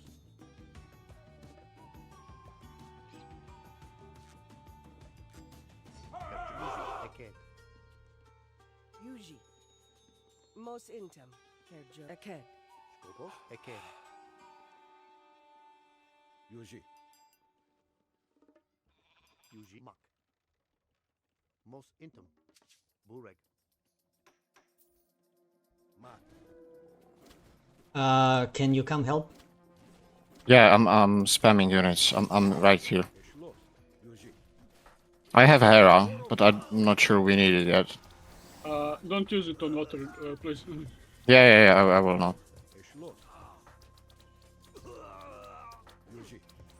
Yuji. I don't know which upgrade for water they even pick. Eken. Eken. Eshlos. Dilis Yuji. Dilis Moke. Yuji. Mak.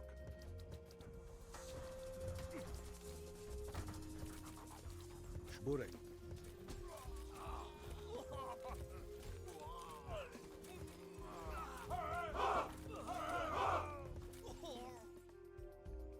Yuji. Eken. Diat. Erjos. Mak. Yuji. Mat. I'll defend up there Oh near shit, your goal. Yeah, I'm coming. Eshlos. repair.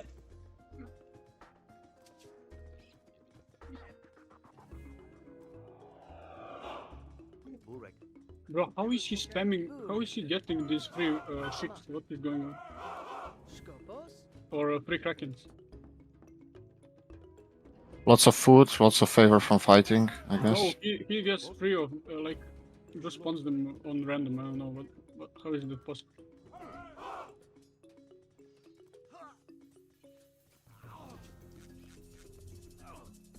Schwest. Yeah, dude, this shit is insane. Like for real. Shkoma. Osto. Eshlos. Yuji. Bureg. Osto. Yuji.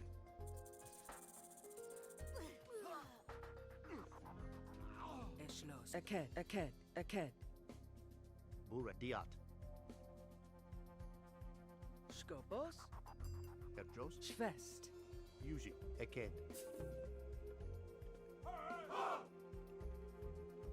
Mat.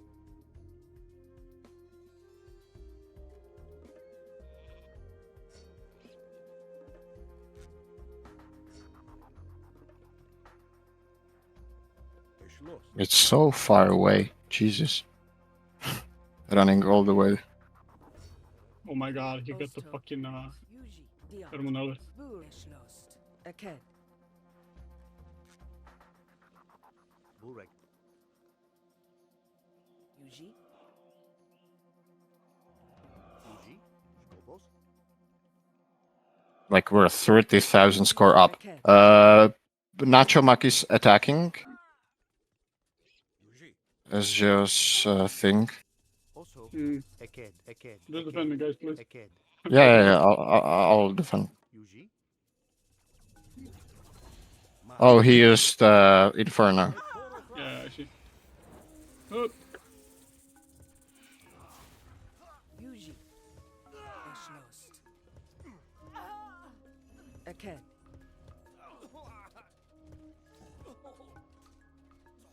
okay, now I got the free stuff. Okay, how do we get? I need to check tech tree because I'm completely reset. I'll snipe guy at TC down there. Eshlos. Dilis Okay, Moke. dragon ships. Okay, Yuji.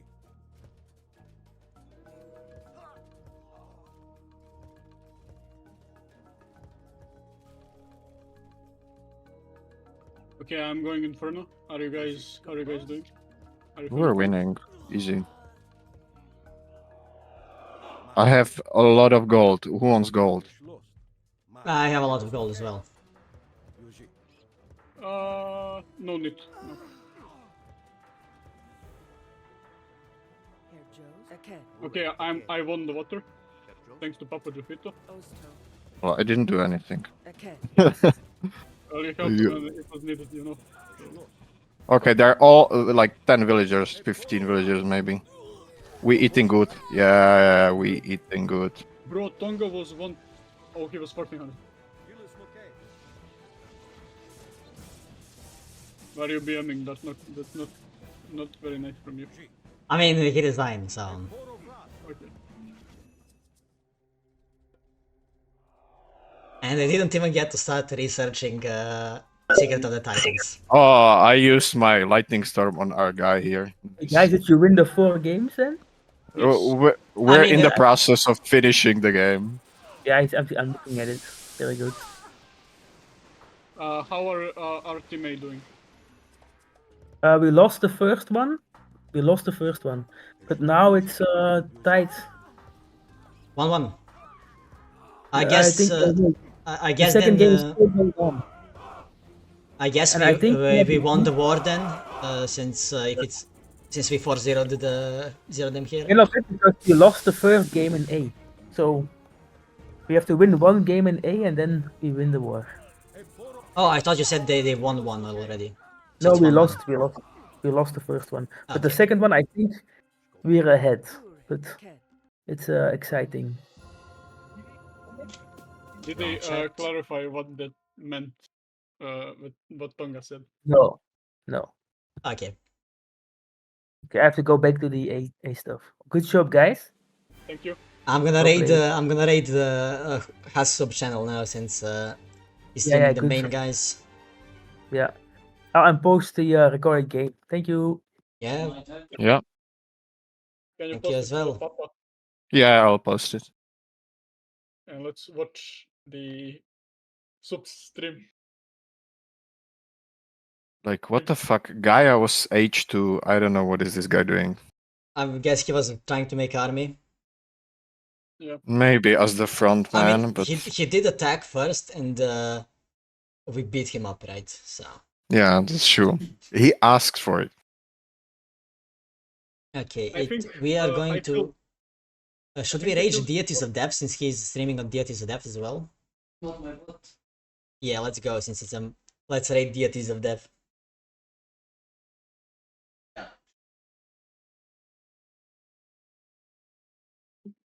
I'm raiding with all of my 9 viewers. Nice. Good. And that's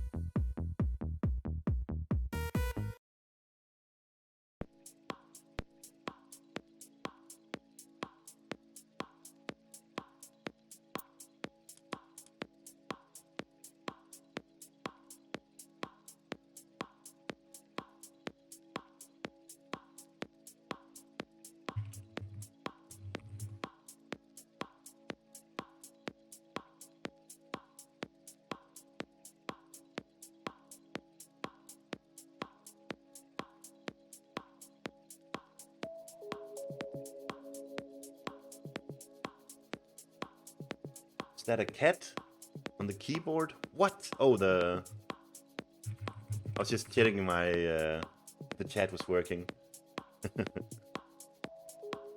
You see the new overlay? I was setting this up with the chat in this overlay.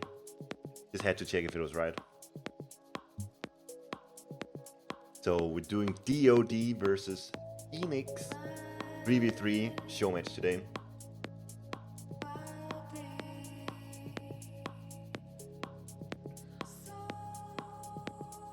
This pretty sick setup here. This is the old starting menu from AOM. The original one.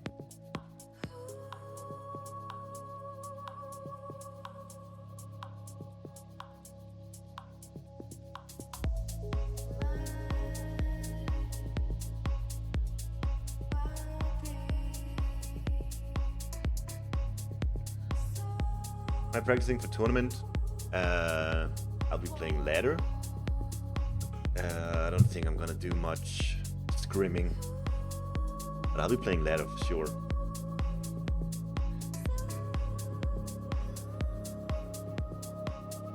I need to stop playing Norse. I need to start playing the OP gods so I can compete in the tournament on an equal level.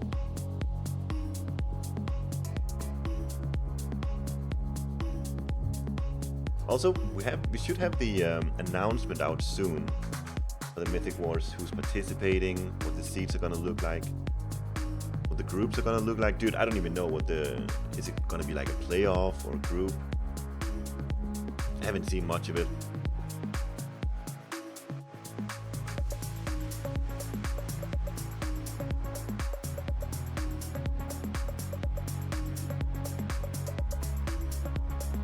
Just 1200 on the ladder. What gods are good below Elo like us? I think if you're 1200, you should play whoever you're good with.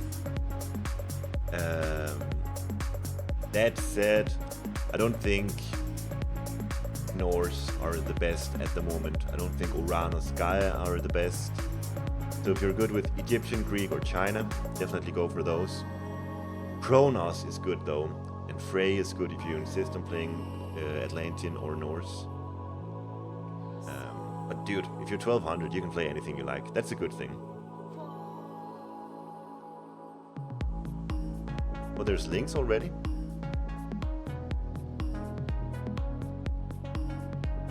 So what is it? Oh, B is in. Nice. Avely is in as well. Cool. And Boyd is playing. Hello. Gonna be sick. Shelty. Jag is in. Neymar. Treos. Nice, good names here.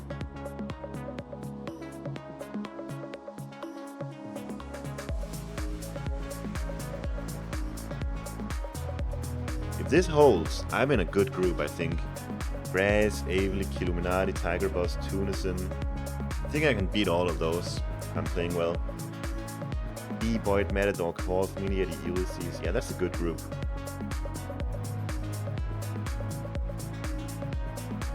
The fact that we don't have Recon, Magic, or Mista makes everything a bit more interesting this time around. Why is Erebus map pool such a bad map? I think there's like a theme in Mythic Wars tournament here. I don't know how much of it he's going with, but I think it's like fire maps in one week, snow maps in another week, different elements. So it's like a theme with all the different maps. I expect that's why Erebus is there. That will be the fire map, right?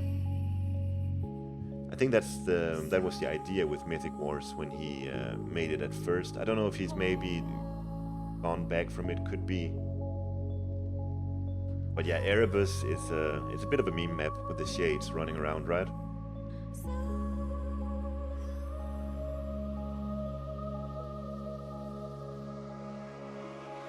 Godschalk, hello, hello.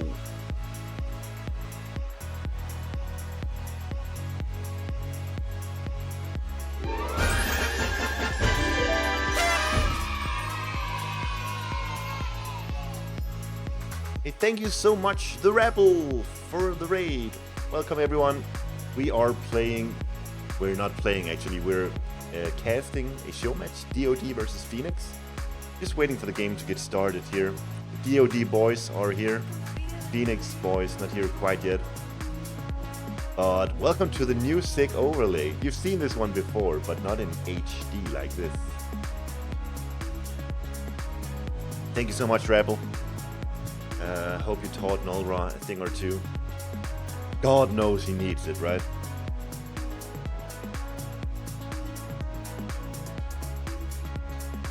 Your best Odin now. Damn. Nolra, did you actually end up participating? I don't see your name here. No. Boo. Neither you or Keto is here. You did not Dude, I think, Nora, if you participated in this tournament, I think you could clinch at least a top 6. At least. Possibly a top 1, who knows. Here for me. Well, that's good.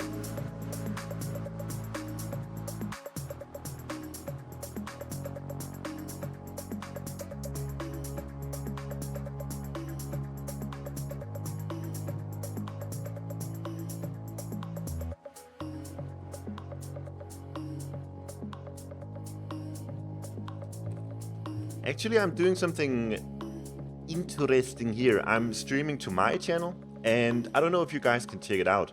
I should be streaming to DoD channel as well now. Something new we set up. I don't know if it works. I want to hear you guys. If you see the DoD has gone live message. Am I fishing because I'm good at casting? Ha! Get it? I get it. Good one. Thank you, Tiny Thor, for your input. Always appreciate it. Hey, Isomardo. You see both? Nice, nice, nice. So last thing we should probably do is do the what is it called? Collaboration on Twitch.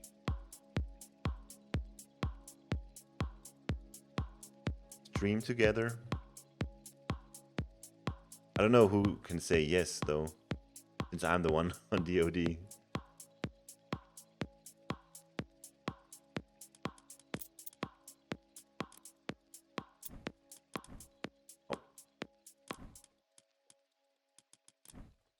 Actually, first of all, I'll show you guys this. Look at this here.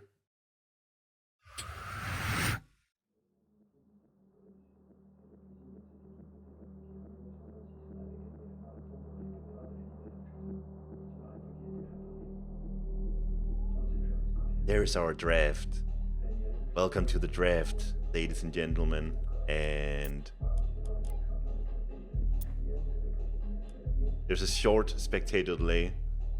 They started, yeah, so there's a 3-minute spectator delay, so 15 seconds and we'll get started. That's our draft.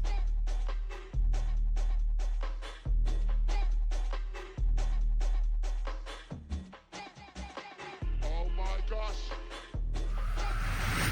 Oh my gosh. And we're in game. Really, really sick. Glad you like it, guys. Shout out to Wolf Studios, of which I am a part of, but shout out to Wolf Studios anyways.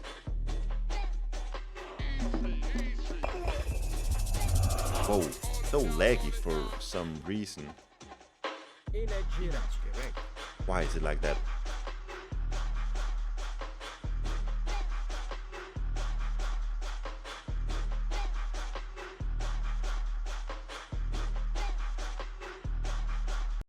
Let me turn all of this off.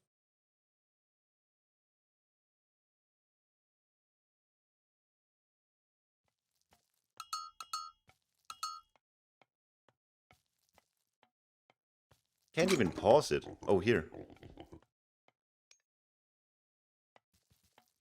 Ah, there we go. There we go.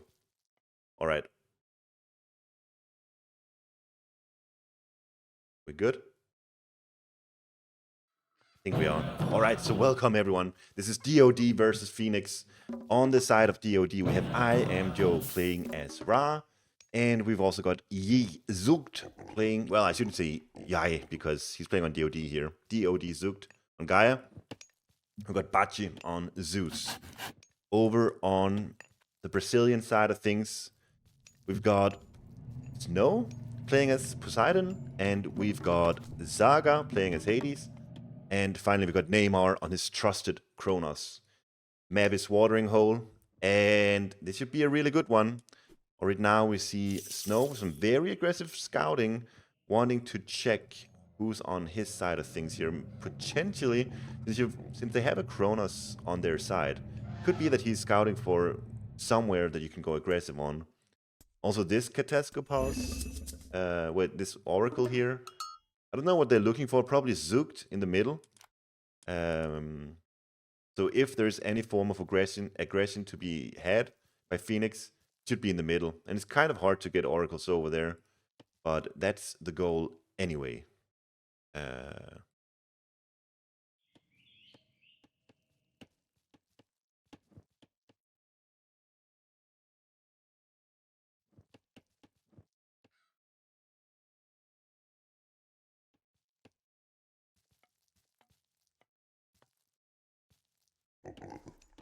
So let's actually take a look at Neymar here. Insofar, in team games, insofar as any form of aggression can be made early on, I think it should be from the Kronos player. And we already see now it's a 330 advance, ridiculously quick advance in a team game from Neymar here. So he's gonna have to find a nice spot for his temple. Ooh, actually a temple right here versus Joe's Ra. I think could be very, very potent. This obelisk is annoying for Neymar though. He places it here so that it's out of vision for Joe. Really well done. And this could put... Wait, I was gonna say this could be dangerous for Joe because Poseidon is here and that could mean Ares as well. But it's going to be Hermes. Hermes is dangerous too with the Centaur obviously, but I think Ares could have been really sick. Either way, lots of aggression from the Brazilian side over on the... I don't know, what do we call DoD? European side, I suppose. Joe is British, Zoekt is Dutch. BacHi, I don't know what he is. Maybe British too? I'm a bit unsure. Either way, there's a counter barracks coming down for Neymar on top of his 2 Prometheans here, and he's already putting on the pressure. Joe is on 2 monuments already, so he's not going to be classical age very early here. Certainly, not only now is he starting to build his temple. That's dangerous. Really dangerous for Joe, because this temple can be denied here. Joe forced to send all these villagers over there. Neymar just... I think he could have killed a villager or 2 here had he just stayed, but maybe he's getting one. He's getting 1 villager at the very least. That's nice. And Joe playing as Ra, it's perfectly fine for him to go on to the granary, because he's got the berry bush bonus. There's a deconstruct of the temple, and Neymar keeps sending these Prometheans under town center to just harass the villagers, and it's a really good play. There's a Centaur too now. So Joe is under maximum amounts of pressure right here. The fact that Neymar has now lost 1.5 Promethean doesn't matter too much, because Joe has lost so much in the process. Joe is sitting on 2 monuments though. It's going up through best, so he'll have a lot of... Bolton Excellence, a really nice value. Joe will be able to get a lot of Sphinxes out and get the upgrades too, but my god, the idle time on these Joe villagers is really, really brutal. You see dealing a lot of damage onto the Heaviest here. Ooh, that was sick. That was sick. Was that? Yeah, Zoekt placed some really nice spider layers right here. Even more... yeah. So the Sphinx is out now, and that's doing a lot for Joe. And already now the pressure has to be stopped on the side of the Brazilians. So let's look Neymar. What did he do? Ooh, he's under pressure here from BacHi with some nice early aggression with the Minotaur and Theseus. And up here we see he's already gotten himself that 2nd TC. So even though he advanced early, even though he sent a quick counter barracks with a quick Kyrie Ballista, he transitioned into a fast 2nd TC. I really like that play. For Snow, actually he's gone... yeah, he's going for a 2nd TC too. So all 3 of the Fénix team are going for a 2 TC boom here. Joe, obviously under so much pressure that he hasn't been able to get himself a 2nd TC. That's a really nice catch onto this Kyrie Ballista here. Termas having bone 4 multiplier versus archers, that works versus Kyrie Ballistas too, so that Kyrie Ballista hero wasn't long for this world. Zoekt got himself a 2nd TC. Over here we see BacHi with a 2nd TC as well.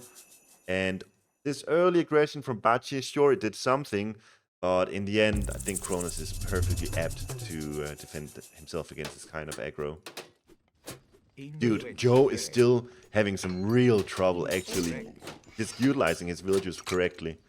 Because he's under so much pressure, and I'm pretty sure, I don't think I can see the graph now, but if we look at all resources collected. Joe is way behind here. Reason being, so many of his vills have been idle and just walking back and forth all this time. So I think Joe knows that he's under so much pressure he has to get a second TC to catch up. But this second TC is so much later than everyone else on the field. So good early aggression from the Brazilian side on this gold mine. Really doing a lot to stop the Ra boom from getting really effective here. So with that early aggression out of the way, things are slowing down a bit. We'll see some aggression here from BacHi with the Heracles and the Minotaur. Heracles is a chunky unit, although a bit slow, so maybe he should be worried. Say there's 4 Mamilos, especially with heroes nearby. I think this Heracles could be in trouble, and it's a rather expensive unit, so you don't want to lose it this early. Zoekt in the middle, just 2 TC booming. Let's look at his upgrade. He's got Shaft Mine as well as Bowsaw, and that Husbandry to boot, so... You know, playing at Gaia, he's got access to all the eco upgrades if you want them early on. Oh my god, he's got 8 oracles. This Zoekt needs to get these oracles located though. You know, when you play 3v3 as Atlantean, there's no excuse not to have all these oracles out. He's got 9 now. Need to keep them alive.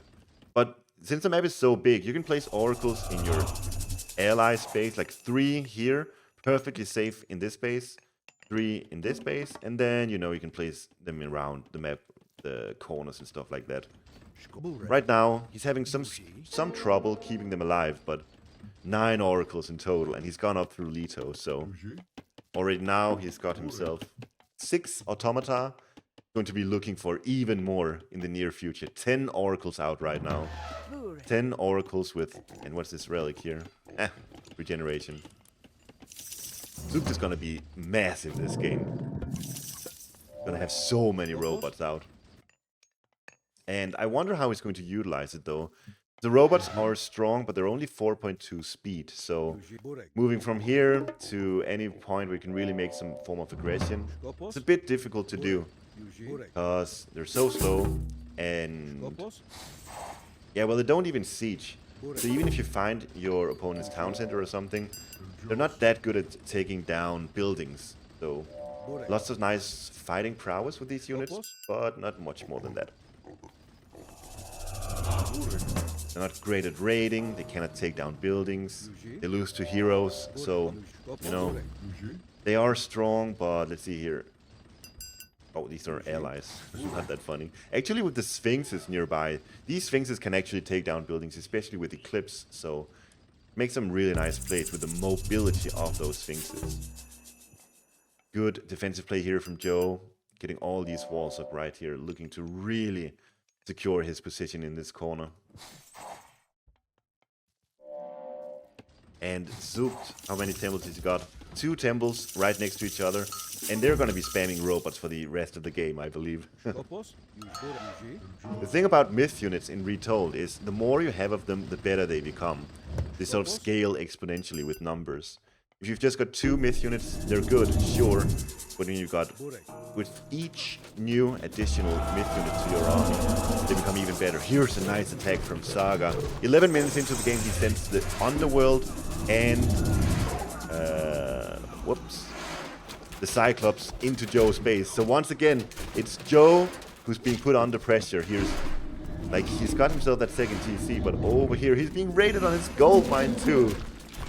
Zoekt sending his automaton and Terma army, and this is actually BacHi's underworld passage over here, and it's being taken down by the Cyclops. That's actually not great for the DoD side. There's behemoths here too from Neymar. Some really nice team gameplay here from the Brazilians. This is so nice to see. And the Cyclops are just molesting the robots. The area of effect attack so potent versus these myth units. But we also saw the Manticore with their buffed triple multiplier versus myth units doing a really good job against the Cyclops here. The TC has gone down, and where are Joe's myth units? Low. Where are these at? I'm blind. Oh, they're here. Sick raid. And this is during all the chaos. Joe is being put under so much pressure, and he's using his Sphinxes for this raiding operation rather than defending for himself. It's kind of a nice play. He's killing so many villagers in the process, but at the same time, he's now no town centers left, and his gold miners are being put under so much pressure, and, well, he's got his 4 Sphinxes up here. That's good. Finally, Snow has realized what was happening. He's sending Theseus there. No Atalanta just yet, since Atalanta is on these villagers. But nice job from the Brazilians. They have put themselves kind of in the lead in this game, I would say, just by putting Joe more or less out of this game. But at the same time, if you take a look at Zoekt, he's been heavily booming this entire time. He's on 9 oracles, and I don't know where his army is. Is it here? Got 9 automata at the moment. Only 9. Thought he would have more, but I suppose he lost a ton versus the Cyclops. But yeah, Joe, he's scrambling for his life. He's now forced to go over onto this gold mine. But there's no settlements nearby. So, like, what is Joe even going to be able to accomplish this game? It's not much. It's not much. And Saga doing a really sick job here. He's done the Underworld Cyclops play. Now he's taking over this town center too. And Joe's buildings are just slowly going down to the Cyclops. And there's a lion to boot as well. So there's so much pressure on the side of BacHi and Zoekt now, because they're playing more or less a 2v3 game. They've been untouched this entire time, so that's really good for them. And if you look at BacHi here, for example, he's got himself 3 town centers, and he's now putting on the pressure over onto Neymar. This is a dangerous position for Neymar to be in, because this is a Zeus army. 8 hoplites only, so it's not even that dangerous, but I think once this Zeus army becomes big, I think Neymar will have a lot of trouble with it. So this game is kind of close. Even though Joe is really scrambling for his life, I think the game is still wide open. Question is what Zoekt and BacHi are going to do here, because they gotta realize that there's a lot of pressure on them. They cannot just sit inside their bases anymore. They have to expand. They have to utilize the fact that they've been booming, sitting idle for the majority of this game, while poor Joe has been punished by 3 Brazilians. Let's see here, Zoekt got his nice robot army. How many are there? 6 robots, but they're just dying to the Cyclops. And Greek heroes too, I guess. Yeah, dude, Greek is so good versus myth units nowadays. With the recent buff to Greeks, where they can now just mow right through ordinary units, I think Greeks have a much easier time versus Automata than they did earlier. So even though Zoekt has got such a good economy, such a nice favor income, it doesn't amount to that much in these fights here, because the Greek heroes plus the Cyclops are actually quite decent against the Automata army.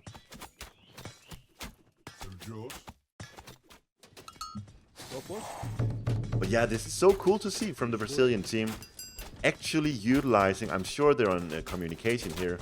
They have prepared a strategy, they're executing it, and it's really turning out very well for them. Neymar, this is what I was talking about, Neymar is now put under a lot of pressure. But BacHi, only medium infantry, and there's not nearly enough hoplites here to seriously put on the pressure. Sure, if we look at BacHi versus Neymar, dude, it's actually, if you look at just the points, it's looking quite equal. And there is that heavy infantry. But given the fact that, you know, Neymar has done such a tremendous job in slowing down Joe, eventually taking him down, the fact that he can now actually defend himself against BacHi as well is really, really sick. Neymar is playing this very, very well. And BacHi seriously has to figure out, how do we accomplish anything of serious substance this game. Seems like Zoekt has done a good job actually expanding his base a lot here. Got himself a palace, getting himself a 4th town center. Maybe should look to get this one as well. Yeah, but up here, Neymar doing such a good job defending. All Neymar has to do here is defend himself, and his job is done. So also look at Saga. Saga's been a bit of a... He made the big push happen in this game with the Underworld Cyclops attack. Yeah, there's a 3-minute delay in the game, so they can't stream snipe very effectively anyways. Saga's done such a good job. Immediate 2 TC boom into the delayed Underworld Cyclops play. Wait, there's a implode over here. It's looking really brutal. This Neymar getting this sick implode over here. BacHi is going down in population and he's losing his forward base here, surely. 137 population. But 85 bills and his army is over here. Joe resigned. The DoD boys resigns. What a well-played game here from the Brazilians. What a well-played game. Loved the rush onto Joe. And then the Cyclops Underworld passage follow-up. As well as just the Poseidon player sending Centaurs, sending Hibius, sending the Greek heroes. Colombians. Ah, Colombians. Well-played Colombians. I don't know, I think maybe it's a Neymar name that threw me off. Sorry. Sorry to the Colombians. I'm European, so it's all the same to me.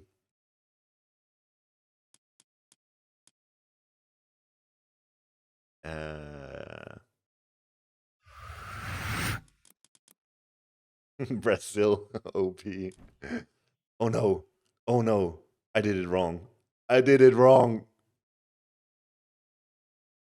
Don't look. Don't look.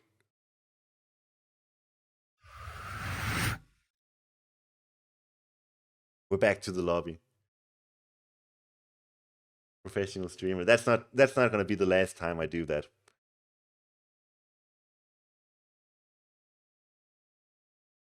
That looked good. I'll show you again how it's supposed to look. So let's go back to the drafting. Look at this. Maiden, are you ready for it? There's still 3 games to come. So for now, let's head over to our 2 analysts on the deck. We've got the Herser, we've got the Goaty, and myself.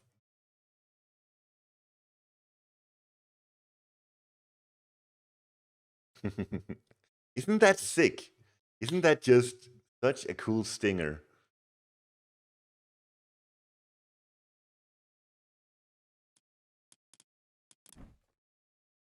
You, Gusta. I didn't know you spoke Colombian, Maiden.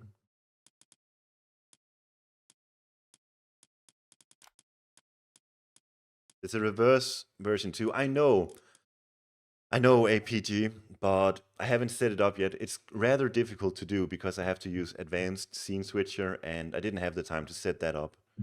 So we're gonna have to wait for another day to do that.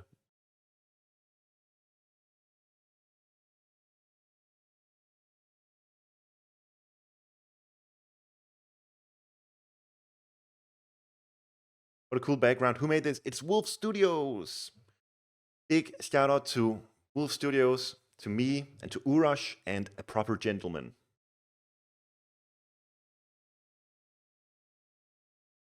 Yeah, dude, Retold is so pretty when you zoom in. It's a shame that when you play the game, you actually never really zoom in. So it's nice whenever observers and casters actually zoom in on the game. I think that's a great thing.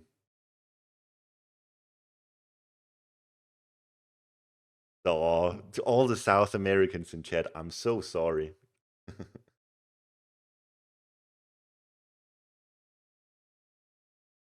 So I have a video to recommend to how to execute the heroic 2 TC Underworld Cyclops play. Not that particular strategy, no. Look, what you gotta do is you gotta look for a 2 TC build with Hades. And then you gotta improvise. How do we go from there? To heroic age with a bunch of Cyclops, with a bunch of archers. You can look through my YouTube. I have a bunch of Hades stuff there. And also Deities of Death have got a ton. Firefox is the biggest Hades aficionado there is. So those are probably your best sources, I think, for Hades.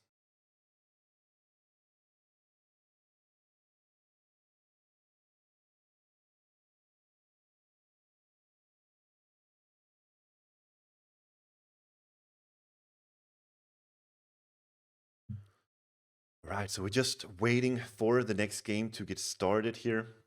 If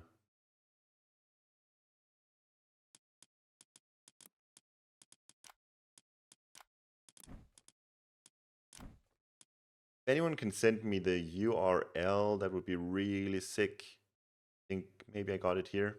Godschalk, your godsend.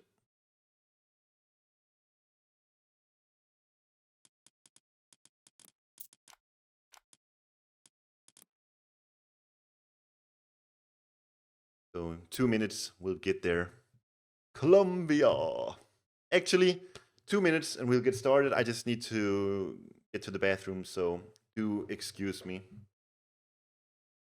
Put on some music while we wait. Never mind.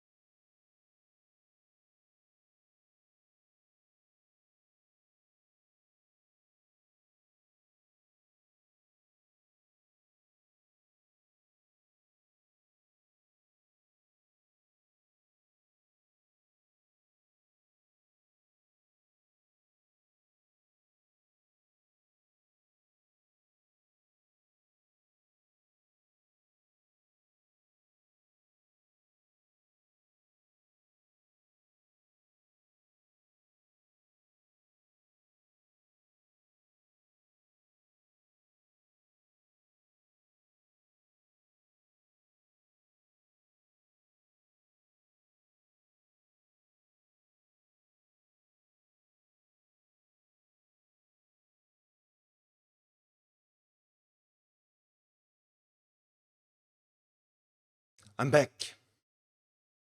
What are you talking about? Wait, we're here. Let's go in-game. Let's do it right this time. Welcome, everyone, to... Not quite yet. Whatever. Talking about my poop because we are grown up adults and shit. Nice, nice, nice. We have to do the pause trick again. And then it won't lag, right?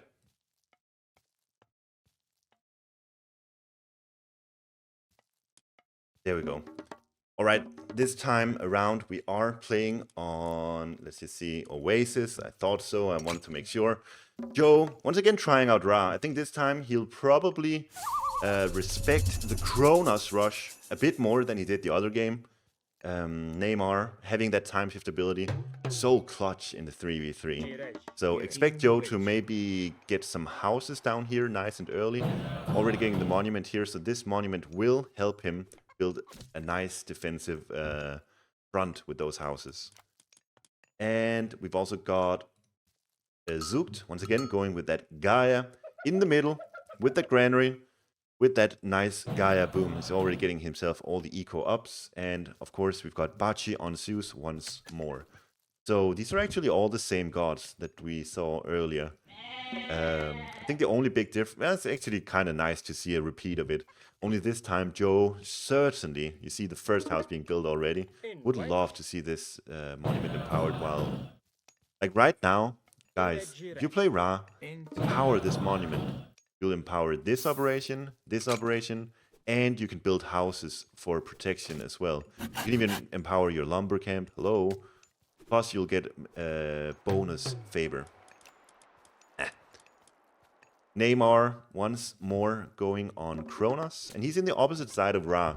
So I think maybe this is even good for the Colombians' game plan, because this allows Neymar to fully utilize the power of his time shift ability. This gold mine is super good for Joe, though. It's very hard for Neymar to get a temple down here. If he did, he would do it right in the line of sight of Joe, which is not something he's interested in. Maybe he'll do it here, and that'll be fine. We'll see. Either way, Saga in the middle with Hades once again. So, yeah, this is just, it's a complete repeat of what we saw earlier. Snow with Poseidon. And this is kind of funny. The spawns are super similar too. It's Snow with the Poseidon next to Ra, and it's Neymar in the opposite corner. And yeah, it's the complete same spawns. I don't know the exact rules of this show match, if that was how it's supposed to be. Either way, interesting to see. Once again, Neymar is going for a 330, and the temple is being time shifted over here. So now, interesting to see Joe still not empowering his monument. Still not empowering it. Still not making houses for protection. Except for these two, I suppose. But my god. This temple plus a gate and then houses up here. That's what you gotta do when you play Ra. Because you need the temple anyways, you need the houses anyways, and then all you need to invest into is a 21 gold wall. And you'll be good. Anyways, the Prometheans are here. Joe, surprised, Pikachu face. What? Why would he do this? Why would you do something like that? And now already one villager gone down. The temple has been deconstructed as well.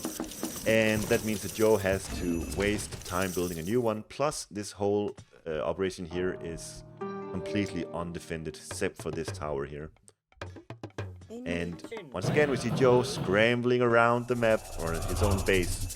And this just means that now he's got 13 villagers here. There's no granary nearby. It's utter chaos. Surely Joe should have expected this, but it seems like once again he's on his back foot.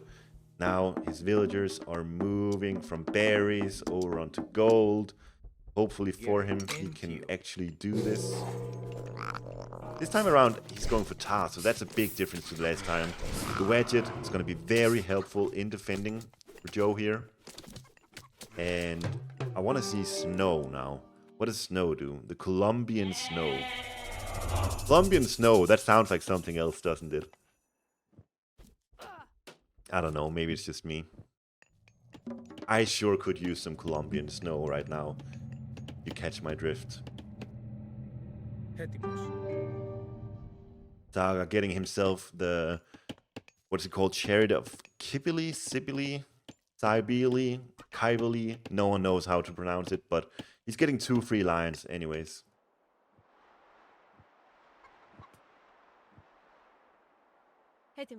He's going raiding with Atalanta, Centaurs, Hibius.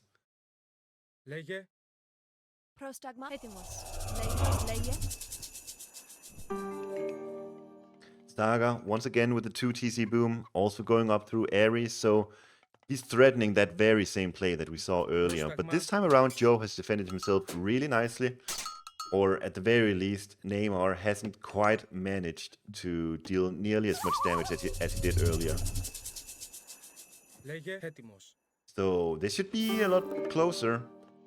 And what's more is that surely DoD by now will know that there is a very threatening Underworld Cyclops play that they need to be prepared for, that they need to have a counter to, either by being able to go aggressive on one of these Colombian guys, or by just having a supreme defense ready. So something I would maybe like to see is a Gaia Forest on the Underworld. To say that as soon as the Underworld is cast, you gotta be ready with the Gaia Forest to sort of block the nice entrance to it. I think that would be a nice play. Hear this song now.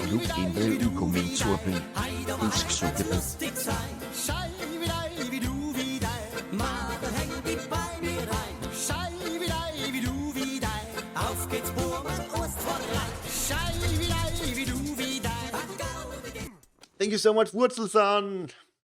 Thank you for the good luck. I'll need it. I don't know if the group is final, but the one we saw on Liquipedia earlier was looking a bit rough, but at the same time, I think I can do fine. What a good raid here from Snow on to BacHi. I think there was like 4 or 5 villagers dead in an instant. Is the volume good enough on the subscriber thing? Hope it is. What a good raid. 4 heavies, a centaur, and Atalanta. That's all Snow needs. And then he's going into a second TC. But, dude, Go actually playing it very, very interestingly here. He's gone up through Tar. He's got himself medium spearmen. And he's just spamming those buffed spearmen. These are 7.7 attack spearmen. He can still get all the armory upgrades. Plus, he can also get himself, what's it called? Leather frame shield. So, dude, I love this. Grass says he doesn't want to play against me. My weird strats. Dude, Grass, I think we're the two most similar in that regard. So that should be really fun. You also do some wacky stuff in your tournament plays. So that could be really fun. All we have to do then is beat Tunison and who else was it? I forgot. But it looked like an interesting group. Big pressure on Joe now to make something happen with these spearmen here. 20 of them. So that's like a 1400 resource investment. And here's a nice raid. No more ceasefire available. There's 1, 2 dead villagers on the side of Snow. 3, 4. What a good raid here from Joe. And he's barely losing anything. Still don't have that leather frame shield. I would love to see that. Surely he can afford it. Got 37 favor and a bunch of wood, gold, food. Either way, it's a bit of a slow game. So except for, you know, Snow's bit of raiding earlier on, and then now this big accumulation of spearman army for Joe. Leather frame shield coming in now. Seems like most players are playing it quite defensively now. Good little wall here from BacHi. Very interesting wall. It's actually so good. Defends the gold mine, and it means that the map is cut off on this side. Very, very nice for BacHi. Wonder what BacHi is up to, though. He's on the 2 TCs. He's going heroic now. Picking up a bunch of farms quite early, but this is Oasis, so definitely needed. Zoekt is on the defense. He's gone out through Thea, so he's got these Mermillos, the Dryads, and that Snow raiding party that we saw earlier is actually still here. Still quite well alive. No Centaur anymore, but still running around, wreaking havoc and just causing chaos. Rhea now in for Neymar. It's going to be interesting to see how he's going to utilize that. Got himself the 2 behemoths up here. Ooh, interesting. Interesting location for them. Neymar's only got 3 oracles, so contrary to Zoekt, it doesn't seem to be... Zoekt's got 7 oracles this time around, but Neymar doesn't seem to be prioritizing the oracles nearly as much. Instead relying on those free myth units that he get as a bonus with Chronos. Plus he's got Trader as well. Why spend resources on oracles when you can just steal myth units and get for free when you advance? The big attack here from Neymar. And BacHi, we saw just earlier, he's aiming for heroic, but now, instead of going... Wait, he has gone heroic.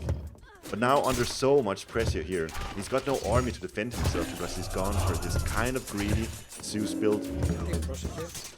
Although, that being said, he did destroy those 2 behemoths, and now this attack is repented.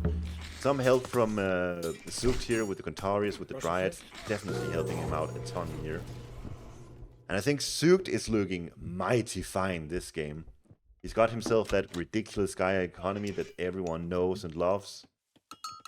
Bunch of eco upgrades. And he's helping out his friends in need. So that's a very good job to Zoekt. What is this? Saga has done a great job with the double walls in the middle here. It's going to be very helpful. So just look at Saga here. He's gone for his 2 TC. 3 TC boom this time around, actually. And he's making Cyclops and Toxotes. How about that? He's in the classical age, now going up through Apollo. So It's looking like he's just doing what he did last game, although a much slower execution this time around, with 3 town centers and having to play a bit of defense with these spearmen running around from Joe. The Cyclops are very effective against them, though. As soon as one spearman has been caught by the Cyclops, it's essential that Joe sends those spearmen running away from them, because if a Cyclops throw lands on top of these guys, they're dead. But yeah, Joe with a much cleaner game this time around than the last time. He's really getting his value in with the spearmen. Pestilence used on this location from Snow. Not sure if he's going to be able to accomplish much with it. The Migdal is up and running. There's 3 barracks nearby, so it's a really nice operation here from Joe. Would love to see a monument here to empower the gold mining operation, as well as these 3 buildings here. See what Joe is actually doing. We're still on this operation. There's like farms here and wood, I suppose, 4 wood choppers. I think putting a monument over here is generally a better idea. Something you can definitely do with Ra when you're setting up a forward position such as this one. But yeah, Spearman seems to be the name of the game for Joe. Adding in Slingers too now. And he's gone up through Zoekt, so that means there's no super slingers available. That's the segment slingers. Actually, Zoekt a bit of an interesting choice. I think most people would go segment here. Not just for the better slingers, but also for the citadel and the better siege weapons as well. But Joe opting for the Locust Swarm for the rest of Zoekt's kit. Really needs an answer to these Cyclops. The issue is, when the Cyclops are here, Joe cannot engage in a full war, because these Cyclops just deal so much damage, and he needs, like, I would say, 10 priests to effectively deal with them. Over here, Zoekt with those Super Contarius just running around being annoying. And he's found himself in the back of the Colombian's base here. Now setting up a nice little siege on the middle here with the palaces. Still just on 2 town centers, so Zoekt has spent a lot of energy playing defense for his team. And I kind of like that play, to be honest. He's still well ahead if you look at points. And he's doing a tremendous job. Setting up the palaces here, starting to make destroyers. It's going to be very rough for the Colombians to deal with. I want to see Zoekt. Where's his army? I can never tell these team games. Actually, Zoekt lost most of his Contaris. He's down to 7. Well, 10. He's reproducing now, but 10 Contaris. He lost all his Contaris somewhere. Sorry that I missed it. But maybe over here, because that's where the Carnivora was used.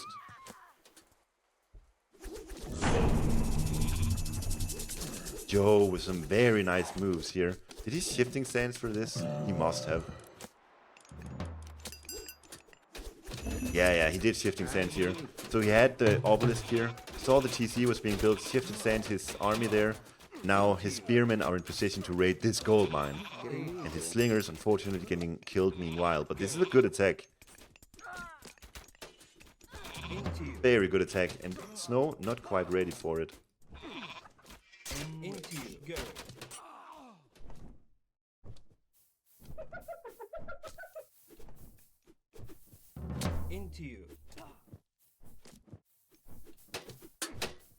Zoekt is so much in the lead here. Nice little destroyer army.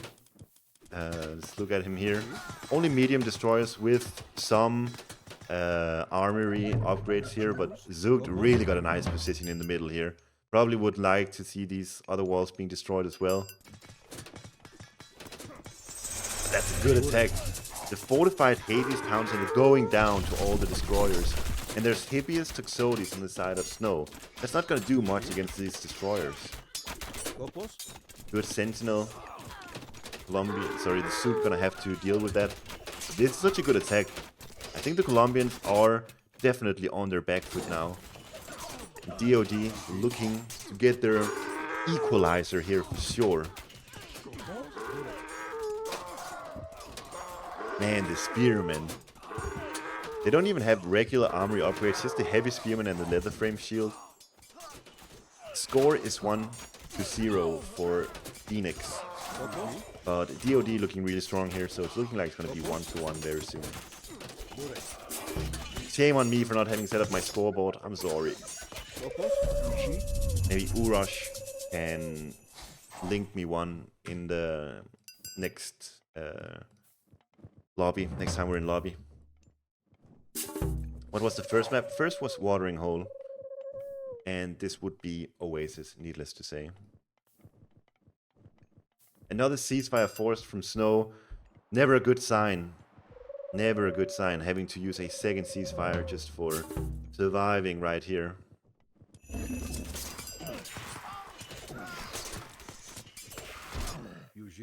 Neymar's got a nice army, but wait, Saga's with some idle units here. Lots of idle units for Saga, while he's fighting for his life over here, and he's got plenty of idle units here. They're just gonna die now to the side, to the BacHi Peltest and stuff. Dude, BacHi has got such a big army here. 20 hoplites, 31 Peltests. 31 Peltests. That's overdoing it. Dude, even if your opponent is gone full archers, I think 31 Peltests is too many. Oh my god, look at this. Oh, there's that. There's that Cyclops damage.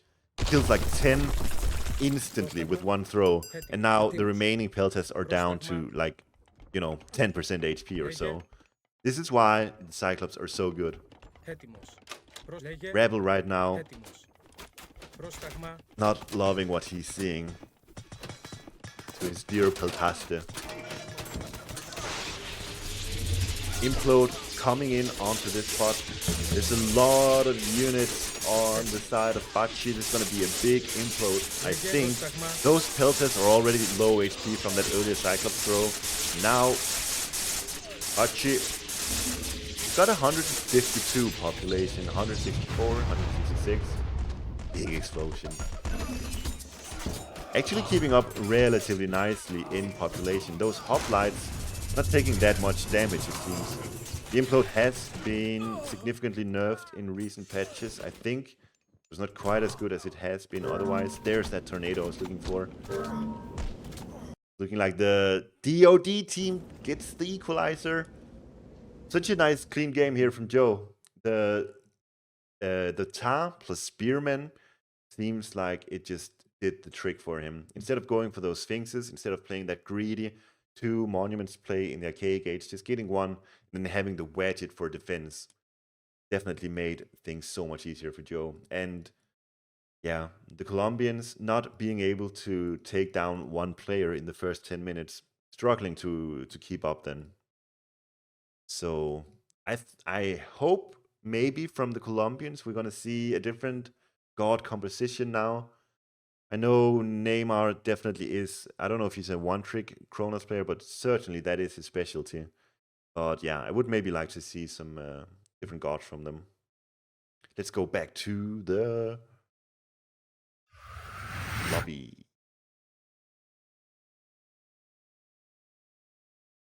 I'm just checking Discord real quick. Doesn't seem like anything important is going on. Check out the drafting again.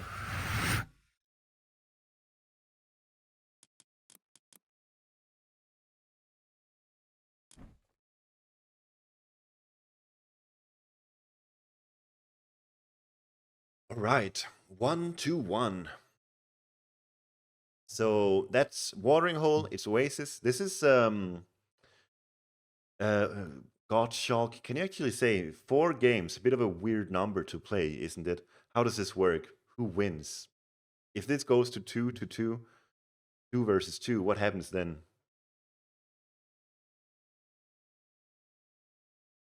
Oh, locked god, they can't change. Damn, what a rule. So they're actually locked in on these, yeah, on these gods. Very interesting. Then it's a tie. If a team switches a member, both teams can choose one other god. Interesting. Interesting.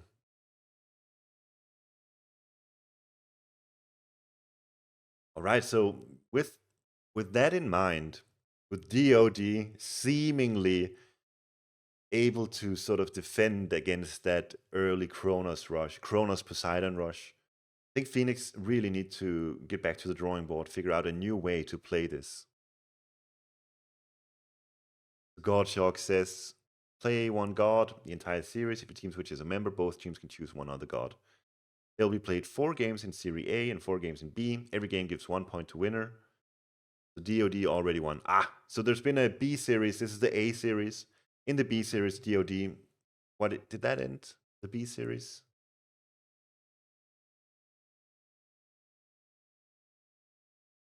Well, it's still. Oh, they already won 4-0 in the B series. What would happen if it ended 4-4? Would that actually be a tie then?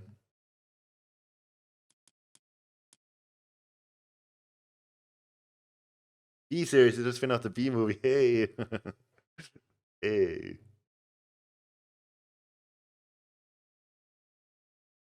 Tiny Thor, I like you. Let's be friends. You didn't think that through?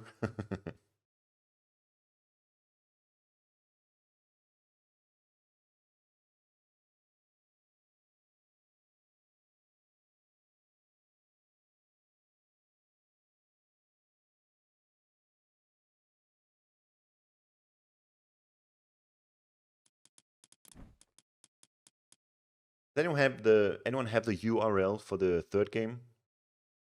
Yeah, still 2 games to be casted. Remember, this is mostly just for fun, show match for these 2 teams. So wait, Fénix, do they actually have 6 players, all from Colombia, able to play a show match like this? Or are the other members from other countries? You're repeating players. All right. Nice. I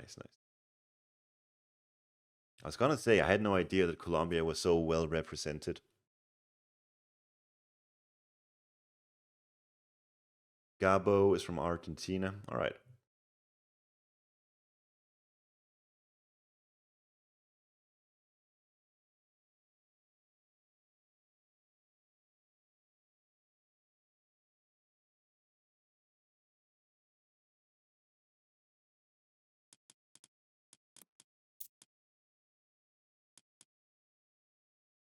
Third game yet to be started, so we'll have some downtime here. Just waiting for them to get started. All right, it's okay. Hey, I'll show you while we're waiting. This is gonna mess up the transitions and everything, but don't worry about it. We've seen the pro production already. Look at this that I found. You can, I think if you write here, actually, this is connections. I haven't seen how this works, but I think if you just write week, minute, year, month. Yes, it just works like this. You gotta find the connections here. You can all do this just as well as I can.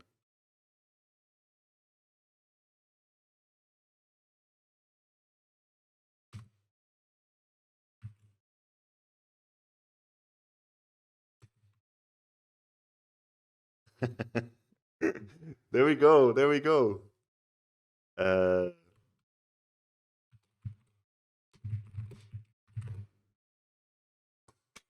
Hey! Now what? Do you do new or something? This does it automatically.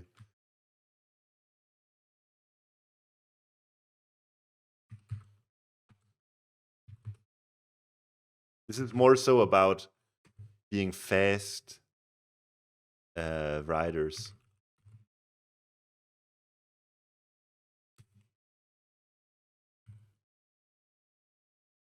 Oh, you get mistakes. Who am I missing? Aerosmith.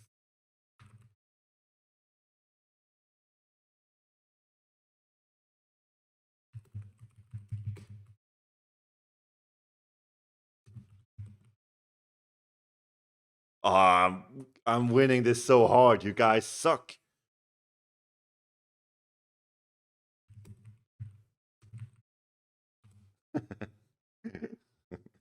Well done, well done.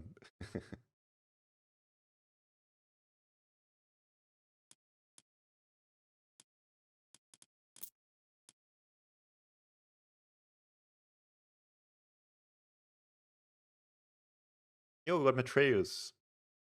But Matreus has a word here.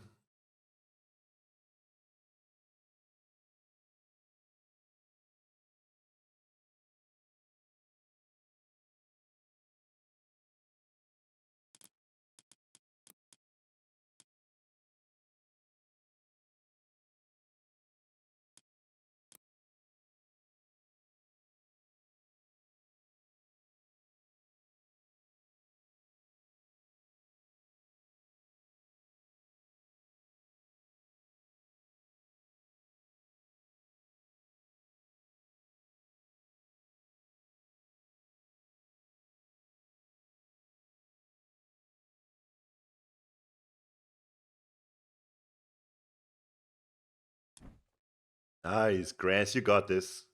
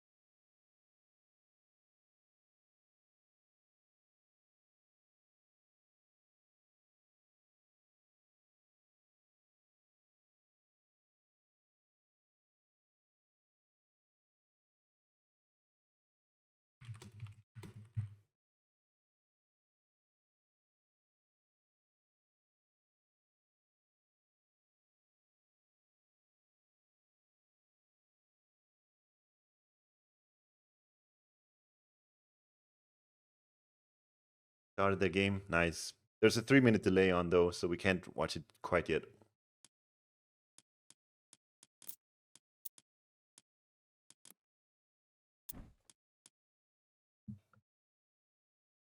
This one is hard or what?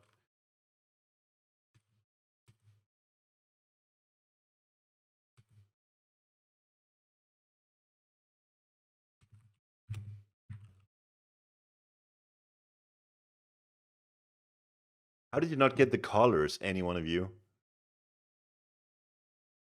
Okay, we'll do one last one. This is Grass and Groom's chance to supersede me.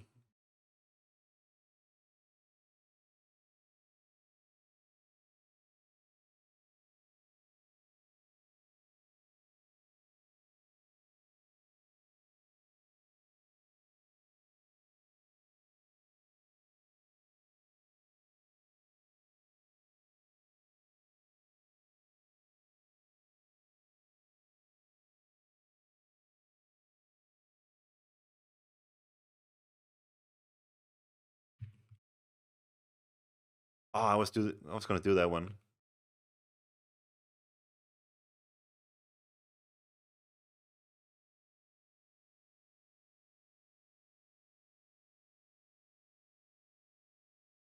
I don't know this one. This is so weird. Megan, Carrie, Mary.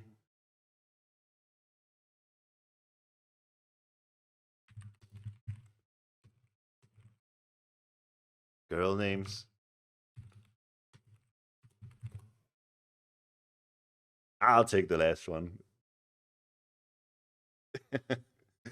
I've got the better, what's it called? WPM. Okay, one last try. I'll sit this one over. There's a 3-minute delay on the game, so 30 seconds from now, they'll get started. This is the last one.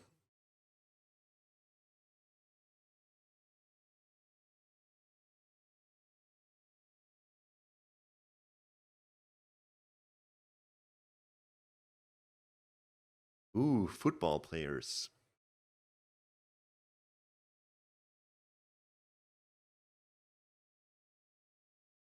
I think the way it works is some groups are easier, some are more. Oh my god, ads. Some are harder. Sorry, sorry.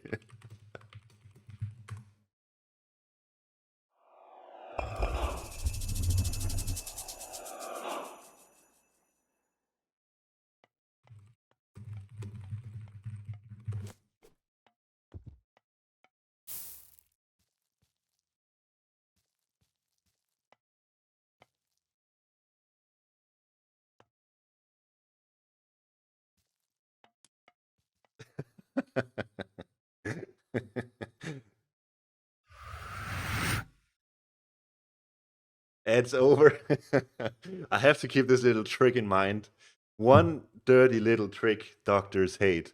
I'll keep that in mind next time I lose this game. So, let's head into the game now. All right. We are back, and yeah, as we said earlier, the gods have to be the same. So that means, wait, oh yeah, so the gods have to be the same, but you can switch in new players, and then you can get a new god as well. So what DoD has done has said, welcome to Jollyman, all the way from, I believe it is New Zealand. I've gotten the countries wrong earlier today, but I'm pretty sure this is right. Jollyman with that Ra pick. It used to be that when you play team games, if you go double or even triple Ra would be amazing because of range synergy, but that's not the case in Retold anymore.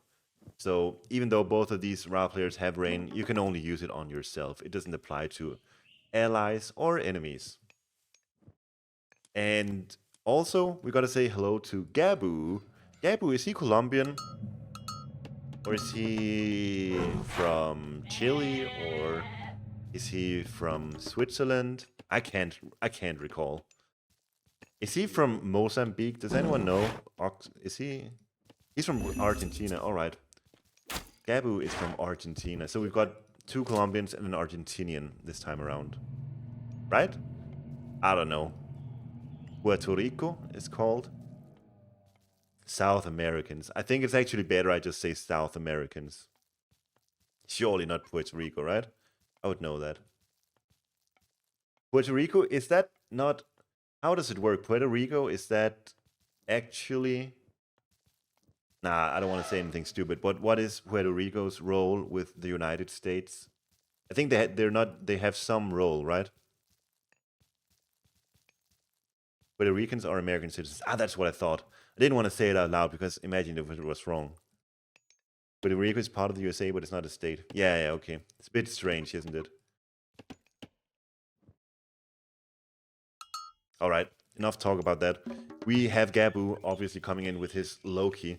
Loki has been seriously nerfed in the most recent patch, but maybe there's a chance that this nerf mostly affects his 1v1, meaning that he can still be really good in the multiplayer or in the 3v3 here. Certainly you could argue that maybe if he goes full Hersers, the nerf to his counter units isn't as big.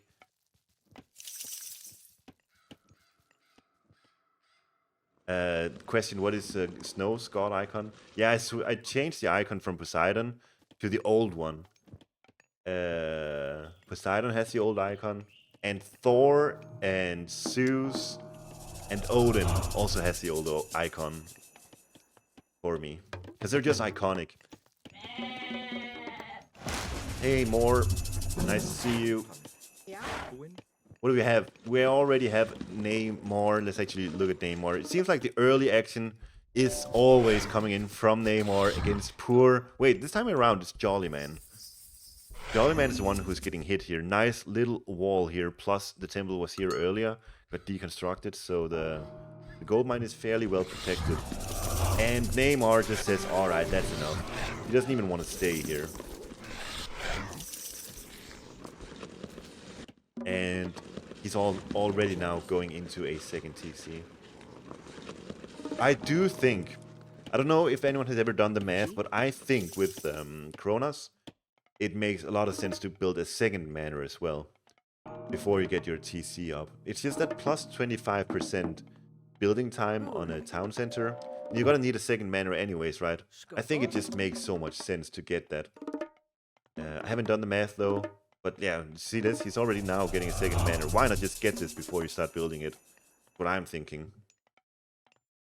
Anyways, it's probably a smaller detail of playing Kronos. So, once again, going in with his Poseidon, with the Atlanta, Centaur, Hibius, Pressure. And this time around, Joe is actually getting the 2 monuments, and he did go up through Best. He's got himself 2 Sphinxes already, but there's a Centaur with triple multiplier versus myth units. There's an Atalanta, 7 multiplier versus myth units, so he's got to be careful. Although this is some nice damage onto the 1 Hibius. That said, though, Joe, once again, forced to move around with these villagers. Seems to be the name of the game for Joe in this series anyways. Joe looking really strong here, though. He's got his 2 monuments. He's got all his villagers working right now. He's got these berries still ready and available. And once again, it's looking like he wants to just abuse the recently buffed Spearmen. Realized, dude, these units with their 7 hack attack per second, they only cost 70 resources. And they're fairly fast as well. Goes nicely hand in hand with the Sphinxes. Obviously, the Sphinxes are going to be much faster once they get all their upgrades. But yeah, Spearmen, very, very good units. So are the Sphinxes. Maybe that's all Joe needs to know. Over here, what's going on here? Dude, Gabu was so far out hunting here. Or something. What was Gabu doing? I don't know how his villagers ever ended up over here. So strange. Either way, Snow attacking with his Hibius, as always. Neymar playing very defensively after that initial Promethean rush. And this is a sick raid from Snow. With the Centaur, with the 2 Hibius, and with the Atlanta. Such a nice early game composition to be raiding with. But the Sphinxes and the Spearmen are very well able to defend this. Losing the Centaur sucks, but getting a citizen kill this early is very well worth it. Plus Snow. Yo, Snow is actually on 1 TC this game. He's going full aggression. And it's so dangerous, I think. I think it's such a dangerous strategy to go for because, you know, these units that he's producing, it takes quite a while before they are actually over onto the opponent's side of the map. So it's very difficult to get the value that you need from them. But at the same time, look at this. I think he's going to get another kill here. Very important to go for the hero. Well, versus Gaia it doesn't matter that much. But versus Prometheus, always go for the heroes because they cannot be valorized and saved that way. That's 2 citizen kills for Snow, looking like it's going to be 3. 3 in total, and all he's lost is a Centaur. This is so nice from him. The big issue is that it's only now that he's building himself a 2nd TC. That said though, the raids being that successful, I think he'll be very happy with how this early game has gone for him. Zoekt is building Mermillos and Termas against the pure Herser and throwing X-Men army of Loki. One thing you gotta keep in mind, I don't know how aware of it Zoekt is. He hasn't been playing for maybe a few weeks. Been busy with all this stuff, I guess. But yeah, the Kyra Ballista is ridiculously good against Norse now. Especially when they do compositions such as this one that consist only of infantry. It's essential that you add in Kyra Ballista here. Otherwise, you're not going to be able to fare that well. So, yeah, when you see a Norse go pure infantry, you just say, alright, I'll build Kyra Ballista and you're going to have a great time. Much better than this anyways. Kyra's always good. Maybe. Now it's borderline broken, I would say.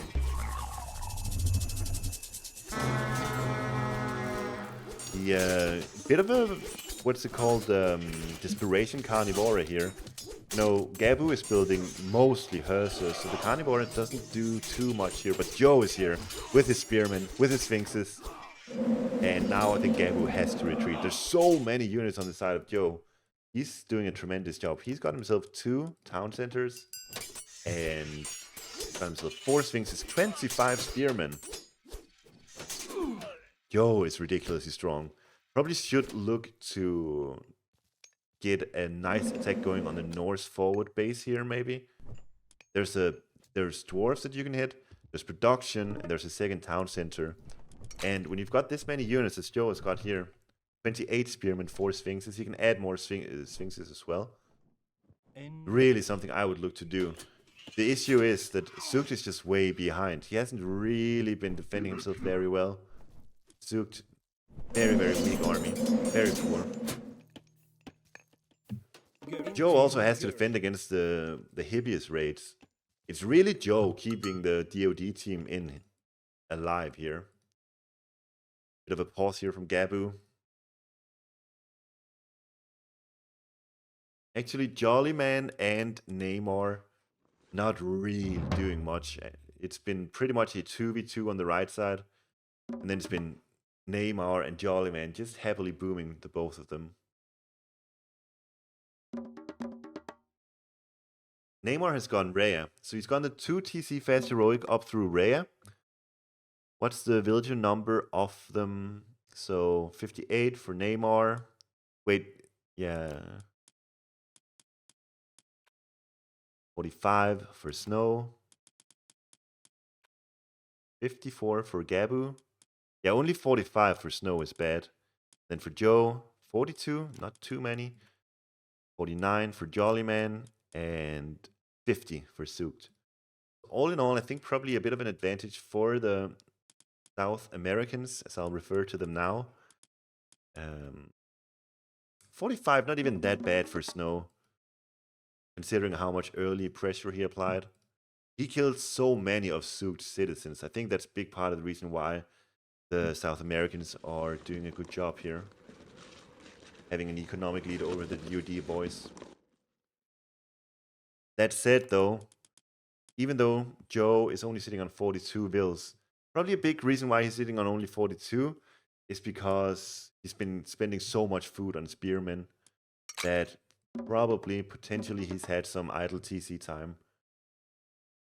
Definitely could be something that's been plaguing Joe here. Either way, the Joe army, in total 30 spearmen, 4 sphinxes, it's got the potential to really siege down this position, for example. It's gonna be interesting to see what's gonna happen with the players on the left side, though. We see Jollyman setting up a Migdal here. And could be looking to just go Mythic Age. Although he doesn't quite have the food for it and only 3 on food, so maybe not quite. Maybe not quite.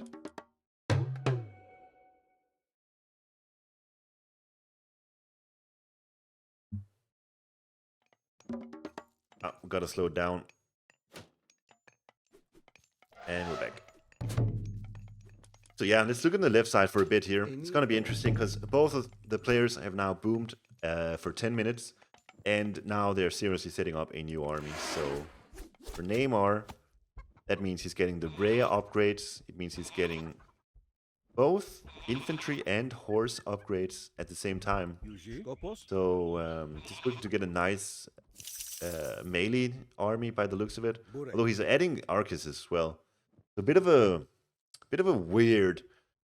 I think usually if you go for this fast a heroic army, you gotta be a bit more conscious about your units that you're making. And usually that means that you don't get all 3 types of line upgrades. You don't want to invest both into infantry, cavalry, and archers, because it's just so many resources that you have to waste on line upgrades before you can really get started. So here, for example, when you get the heavy cavalry upgrade. Oh, we have to slow down again. Like going up through Rhea, he's already invested into medium infantry, and the Rhea upgrade, he's getting the cavalry upgrade, and he's investing into 12 archers, but these guys don't have any upgrades to their name. Would have been better to spend those resources on the type of units that actually have upgrades to them.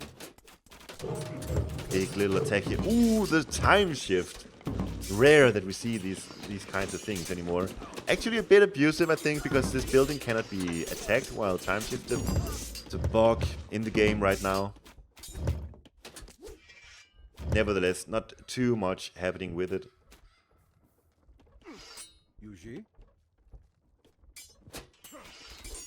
The Aaron Legenda, nice to see ya. Locust Swarm used over here from, what was that?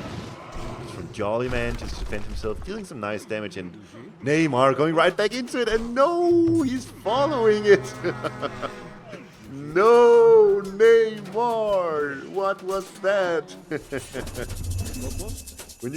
when you're getting hit by a Locust Swarm, the way that you dodge it is, first of all, don't walk into it, and second of all, if you do end up being attacked by the Locust Swarm, you don't flee from it, you face it. So that means you move, if the Locust Swarm is running like this, you just walk straight into it. That was a grief. It was a big grief from Neymar. Bro, Neymar has got himself less than 10 units now after that. Less than 10 units, and he's going up through Mythic, up through Atlas to the Mythic Age. I mean, I think a big issue for Neymar here is just not really having a clear game plan of what he wants to do. Yeah, dude, Aaron, I saw it. That was wild.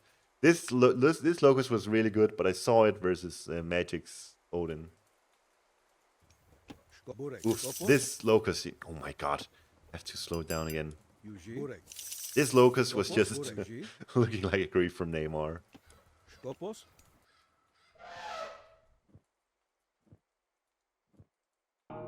Good spy on the Sphinxes here. Getting a lot of value for the South Americans. Now Jollyman, he's sitting comfortably in the Heroic Age. He's not moving anywhere, so a lot of pressure on Jollyman now to get something done. Either start seriously booming or get some really good raids off, because otherwise there's a risk that he's just going to get hit by a big implode and then he's going to be on his back foot for the rest of the game. This kind of action is really good for Jollyman. The Chariot Archers with the Ballistics, with the Heavy Chariots upgrade, ridiculously strong unit. And even though there's Centaurius in this space, it does look like Jollyman is coming out on top here. This is why the Chariot Archers are so rough to deal with, because even when you flee from them, even then you take damage. So it's kind of like when you fight these, you have to go kind of all in or nothing, because if you go back and forth like this, you're just taking damage consistently. 3 Camels actually managing to get some nice damage done here. This is some good damage. Forcing the idle time and dealing some nice damage onto the citizens here. Probably gonna go down very soon, but still good damage. Jollyman with the rain. How many farms does he have? 24 farms in total. Pretty good rain. Ooh, big raid here from Jollyman. I said it. Jollyman has to make something happen, and he did make some really good raids up here. He had some nice skirmish action over here, and now he's forcing the ceasefire. So even though Neymar does hit Mythic Age here, I think he'll have a hard time actually getting the value from Implode that he needs here, considering how bad of a position he put himself into here. When you spent 2,400 resources rather early going to the Mythic Age, it is absolutely essential that you get maximum value out of this Implode. And right now, I don't know how Neymar is going to do that.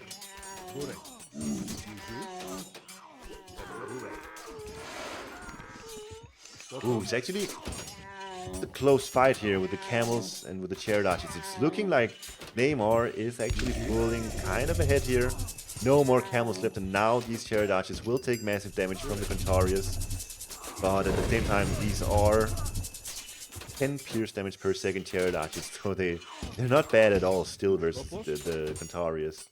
Flaming weapons used over here, plus the Nidhogg classic Gabu 21. He loves doing this in conjunction with each other. He's getting the Son of Mospus rolling as well. So this is classic Loki stuff. 25 seconds remaining of the flaming weapons. Haven't quite managed to destroy much of this base just yet. But it's looking like he's going to the town center now. And there's a big Joe army here though. Such a big Joe army. Plenty of throwing axemen and the fire giant though. Oh my god! You're seeing the Nidhogg in such... No way! This Nidhogg just completely melted. Literally melted this Joe army. Oh my god, all the spearmen that he invested so heavily into at the start of the game. Now almost dead to the Nidhogg. This is so bad for Joe. Now the villagers are in a terrible position as well. And the town center has gone down. Fire Giant is doing a tremendous job together with Throwing Axeman. Gabu, what a good substitute. Talk about a good substitute here. Gabu really proving himself here. He's a force to be reckoned with. Even though Loki has seen better days, Gabu is still a beast, as can be seen here. Joe really struggling, I think, after all of that. Losing his army, now losing his gold income. Wait, he's got 45 on gold still. Got 93. He's got a good economy, that's really nice, but he's got to replenish his army. It's going to be very costly. Over on the left side, it does seem like Neymar has actually managed to defend himself. And I probably, yeah, I missed the intro somewhere. This is the thing, when you have these 3v3 games, there's so much action going on and you miss some of this stuff. You know what I would love? I don't know if we have any developers watching. I would love to have an option where if a Mythic Age God Power is cast, I want the screen to automatically just move to where it's cast, you know? Implode is cast, I just lose control and then I see where the implode is cast. I would love to have that. Or big impact God powers like Flaming Weapons or Restoration. Just want the camera to move there, you know? Or at the very least, a big icon on the minimap. Well played here from the South Americans. And in particular, props has to go out to Gabu. Gabu coming in with the substitute and really putting in the performance. Flaming Weapons, Nidhogg, and just melting Joe's army. My camera gonna spaz out when multiple powers are used, so surely you can just put a cooldown on, say, 5 seconds from one moment to the next. And also, if it's cast in the same vicinity, you don't do it. But if my camera is here and Implode is being cast over here, I want to see it. Anyways, GG. Really well played to the South Americans. Let's go back to this one.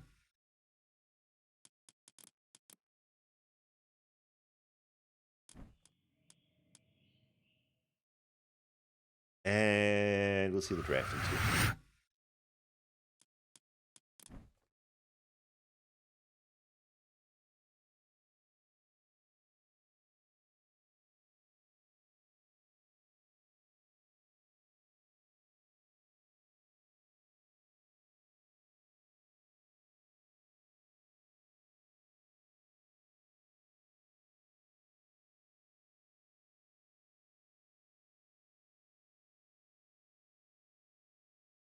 That makes it 2-1 for Fénix. And the last map that we're gonna be having will be Tundra.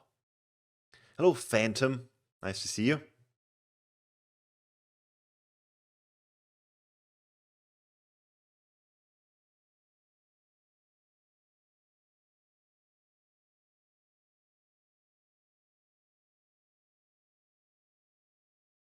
Looking slick now. Yes, yes.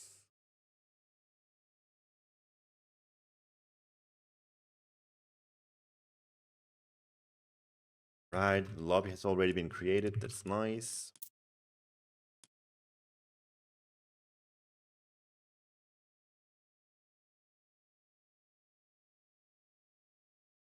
Should we do Wordle? Oh, we can do Wordle. I think this is a good Wordle angle. Thoughts on your Kronos? Dude, Neymar, you played that first game exceptionally well. Second game a bit more shaky. And here in the third game, you, I think it was a bit more sketchy. Especially that Mythic Age, I think, was kind of risky. But in the end, it turned out well, obviously. But yeah, that first game was really sick.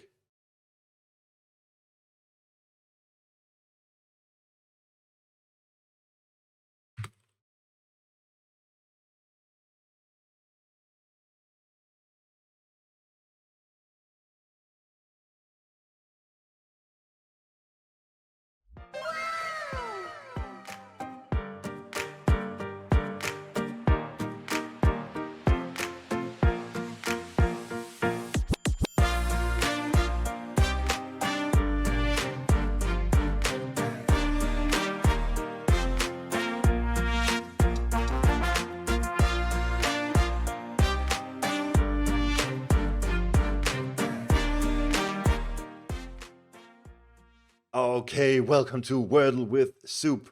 It is Saturday. It is what we call in the Wordle world, we call it Silil Saturday. So of course we're gonna start with Silil. Weird, we only got one letter here. Usually when you do this opener, bit of a meta opener, you'll get a lot more to work on, but here we only have an L, so that's kind of bad.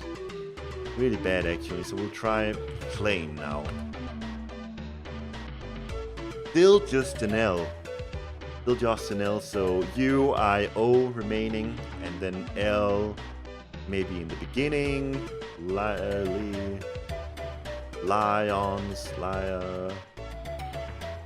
let's try lions, just to get started. L-I in the beginning. Hate that. I always hate having just greens and no yellows to work with. Either way, U still remaining, so it could be something like... I don't even know. Lurth, is that a word? No. Lich. Lich. L-I-T-C-H? No, not a word. Lynch. That's not how it's spelled. Lines. There's no E. J-Bag. Dude, you gotta be better at Wordle at this stage. Lithe is a word. Yes, no, there's no E. Lithe is one of the rivers of Hades' underworld. Lemon, more, get out of here. Light, I really like that one. Let's do... Should we just do light?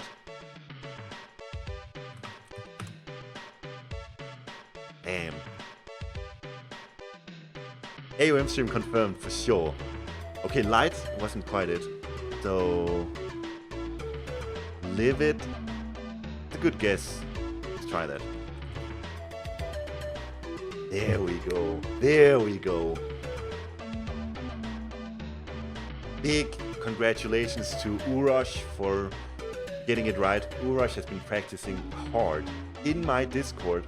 If you look down below, you can join my Discord and you can play Wordle with the rest of us. Have a ton of fun with it.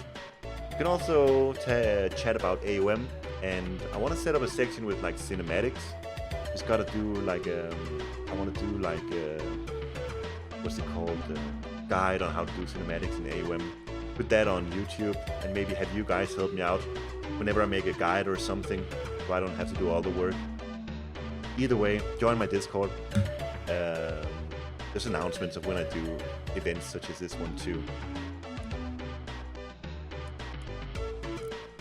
Urash top 2 Wordle expert. I don't know if he is. I'm an expert in Wordle. I think Fofusaki is amazing at Wordle as well. And then War Cruel, he's a meta slave. He always goes for bacon, Trump, bacon, what is it? JJ2 soundtrack, yes, it is.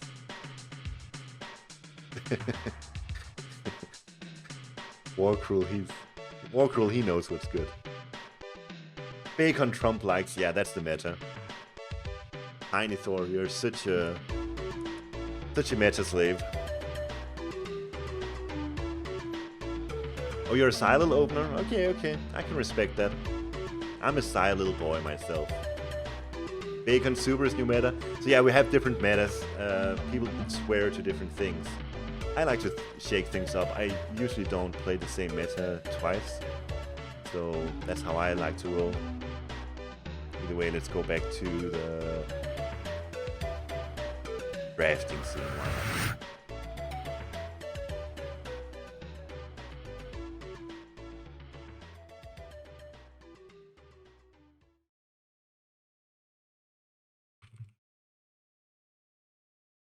Coase. Do you remember when we said Coase on this stream, you'd get banned? Those were the days.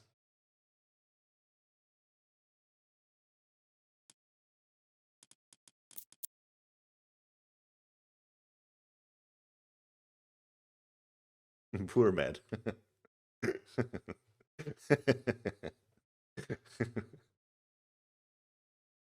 Yo, more. Not now. We're doing one last game. Fénix has got the lead 2-1. So I think DoD did win overall, but Fénix has got their shot at winning in the A League instead.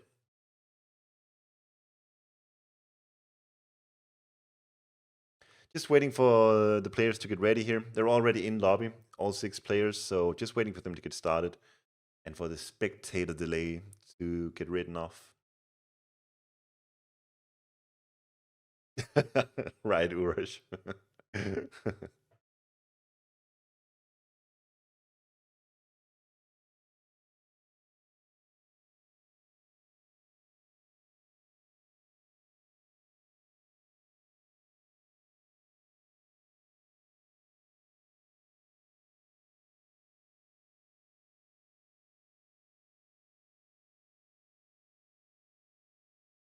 Aw, more. Don't be depressed.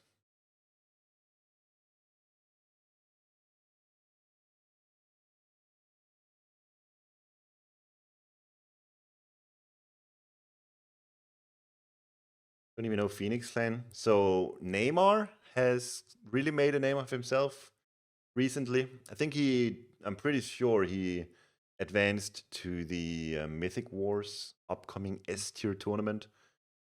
And Gaboo, obviously, a legend, an AOM legend.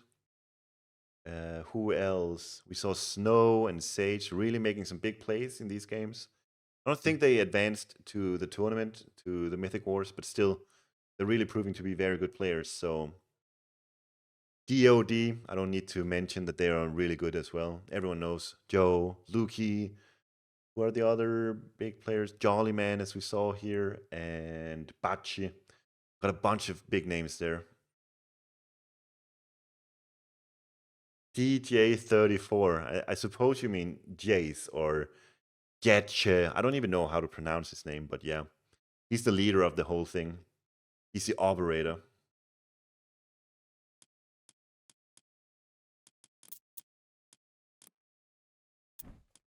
Jace, alright.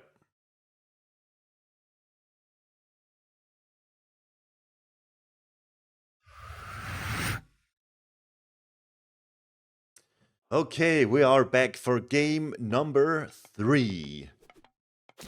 And who are the players? Gonna be Joe, Jollyman, Zoekt, and they are going to be facing from the South American team. It's going to be Neymar, it's going to be Snow, and it's going to be once again Gaboo with his Loki. So this is Tundra. I expect big things from Gaboo on Tundra.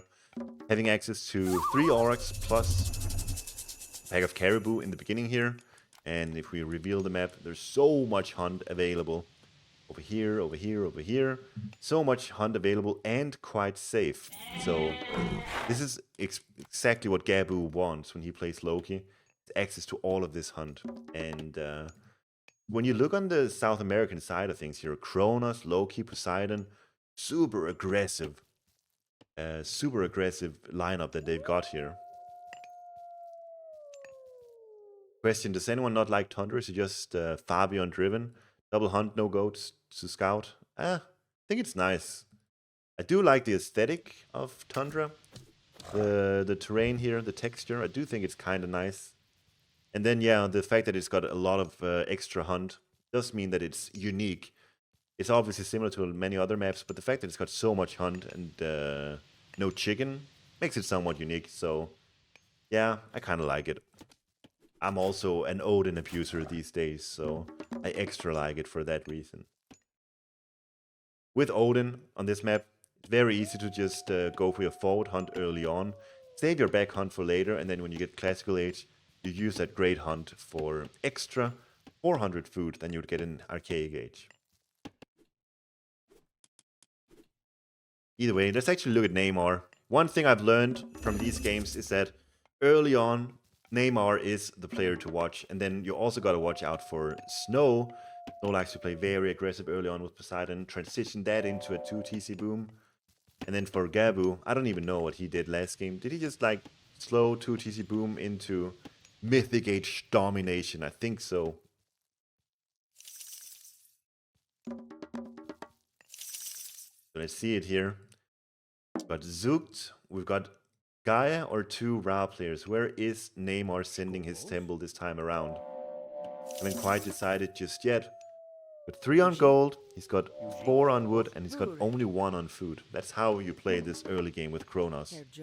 Reason being, all you need is food for your citizen production, and then the rest of the citizens are getting enough resources for either a counter barracks and a Cairo Ballista, or enough resources for a second TC. Depends what you want to go for. But I don't, wow, there we go. I was gonna say, I don't expect a temple here, given there's nothing right there. But temple does go up right here. It doesn't know if there's a tower seeing it. There's not, but this is not gonna be a successful rush from Neymar. We see Jollyman protecting it perfectly. Jollyman, let's actually look here. Jollyman doing exactly what I told Joe to do in that first game.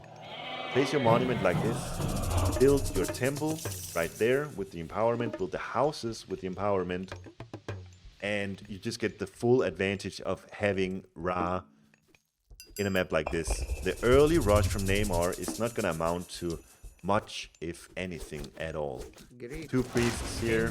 Deconstruct is in, okay, sure, but it's just going to be easily rebuilt with the empowerment here still rolling. And look over on Neymar's side now. Already now, probably looking to time shift the temple back. Yep. So he's going for that second TC. Once again, just 1 mana. I think if anything, maybe that's one thing that Neymar you should look for. Add in a second mana before you start that second TC. The Snow, like I mentioned, Snow also kind of interesting to see what he does. Right now, he's got a Hippias, Atalanta, and a Centaur. Centaur is up here, maybe looking for this back town center. Is there anything going on there? Not quite yet. Actually interesting. Zoekt, for once, deciding to stay on 1 town center. Let's see what he's up to here. 4 oracles, and he's going for double military barracks.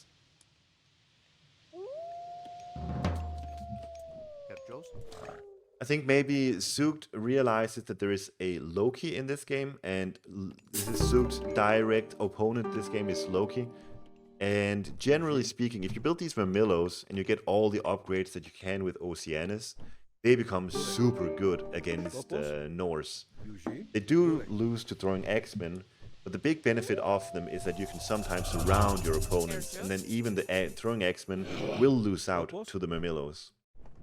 Also have Carnivora, which can tank a lot of the throwing X-Men damage, so there's definitely tools available when you go for this kind of starter versus Norse. Bit of a skirmish here, and this is nice for both players.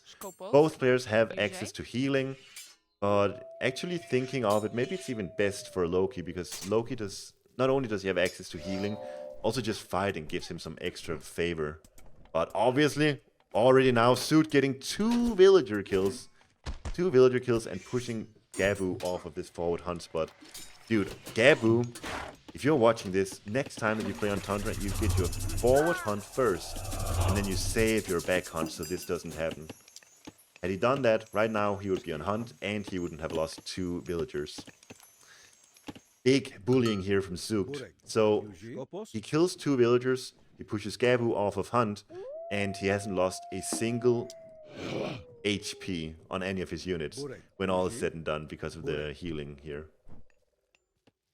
Joe, once again, with the Spearman, this time going for Ta, and he's adding in some early slingers by the looks of things. Joe doing a tremendous job, it seems. The issue with adding in slingers this early is that they're only 4 speed versus the 5 speed of the Spearman, so, you know, you get a nice mixed army, you can take down archers, but the downside is that this is a slow army. 3.8 on the Wadjet and 3.6 on the Priest. Ooh, Zoekt overextending here, I believe. Ooh. Or maybe not, maybe not. He's got the Jollyman back up. So many armies over in this poor Loki base. And the see over on... I want to see what is Jollyman doing. Wait. No, not Jollyman. I want to see... Neymar is the one I wanted to see. What's Neymar doing? Because he's over here on the left side. And he's got himself the 2 TC boom. That's nice. He's got... This is Tundra, so there's so much food available. And he's deciding to stay in the classical age for now. Got himself 4 Promethean babies, 3 more mills, and a Kyrabells. So not much, really. So far, having spent most of his time and energy on getting his economy up and running. And it's actually interesting because Neymar is the only one who's got a second town center right now. Neymar is the only one with a second TC. Everyone else is on 1 TC. Very, very aggressive game here. From both sides on the map here. Neymar, you can see it reflected in the score. He's pulling far ahead with that extra economy that no one else in the map has got. But the downside is that Gabu is really being strangled off of resources. Having to move his dwarves inside his TC. These guys don't quite know where to go. And yeah, just Gabu really struggling to actually gather resources. Now maybe pulling back to the forward hunt, I'm not sure. Wow, Joe's got such a big army. It's a big army, but it's also really slow. And when you're playing a 3v3 game, having a slow army like this is a bit risky.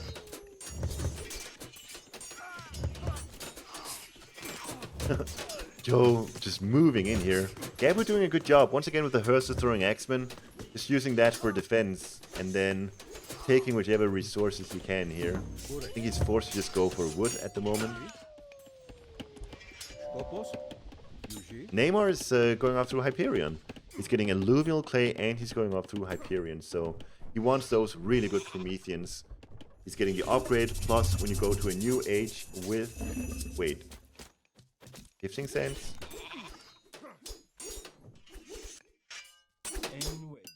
What? Such a weird shifting sands. I don't know what that was.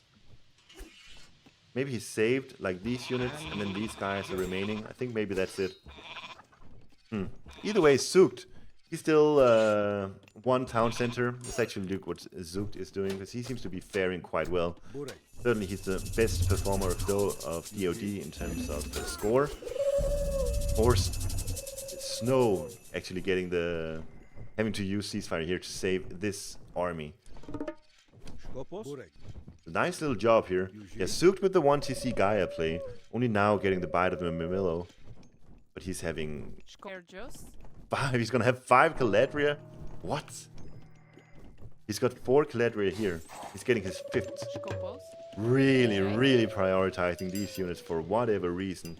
I guess just having that extra heal, the extra healers, obviously is really nice. And then the Pacify ability is beautiful to boot. But I think Neymar, like we talked about, sitting on 2 TCs the entire game when everyone else is on 1. Well, not the entire game, but almost the entire game while everyone else is on 1. He's gonna have such a sick economy. 72 villagers versus, if you just look at someone like Jollyman, 44. Gabu, 37. No, 44. Zoekt, 46. And then finally, I don't even know who's left, but you get the point. Neymar is way far ahead this game. And it's gonna be brutal here. If your name is Jollyman and you're against this 2 TC Kronos army with the myth units and the Kyrabells, oh, you're in trouble. I think Jollyman is trying to take this fight, but he can't. There's Satyrs, there's Prometheans, there's Kyrabells. You cannot take a fight like that. Nice raid over here from Neymar as well. Jollyman is defending it really well. He's got Spearmen, Slingers, Priests, Wadgets. Good mix of units to defend himself. And he's gonna need everything he's got in his bag to defend here. Neymar is gonna put on the pressure here, trust me. Meanwhile, Snow, he's building pure horses. He's got the plus 10% cavalry hit points. And he's got himself the Spirited Charge as well as Lord of Horses. So, it's a very strong Heavius. Carnivora used just to survive this little situation. Not much else. And Locust used over here. Locust used by Joe. just to defend this position here. Well, to attack this position. Looking like Gabu survived that quite well.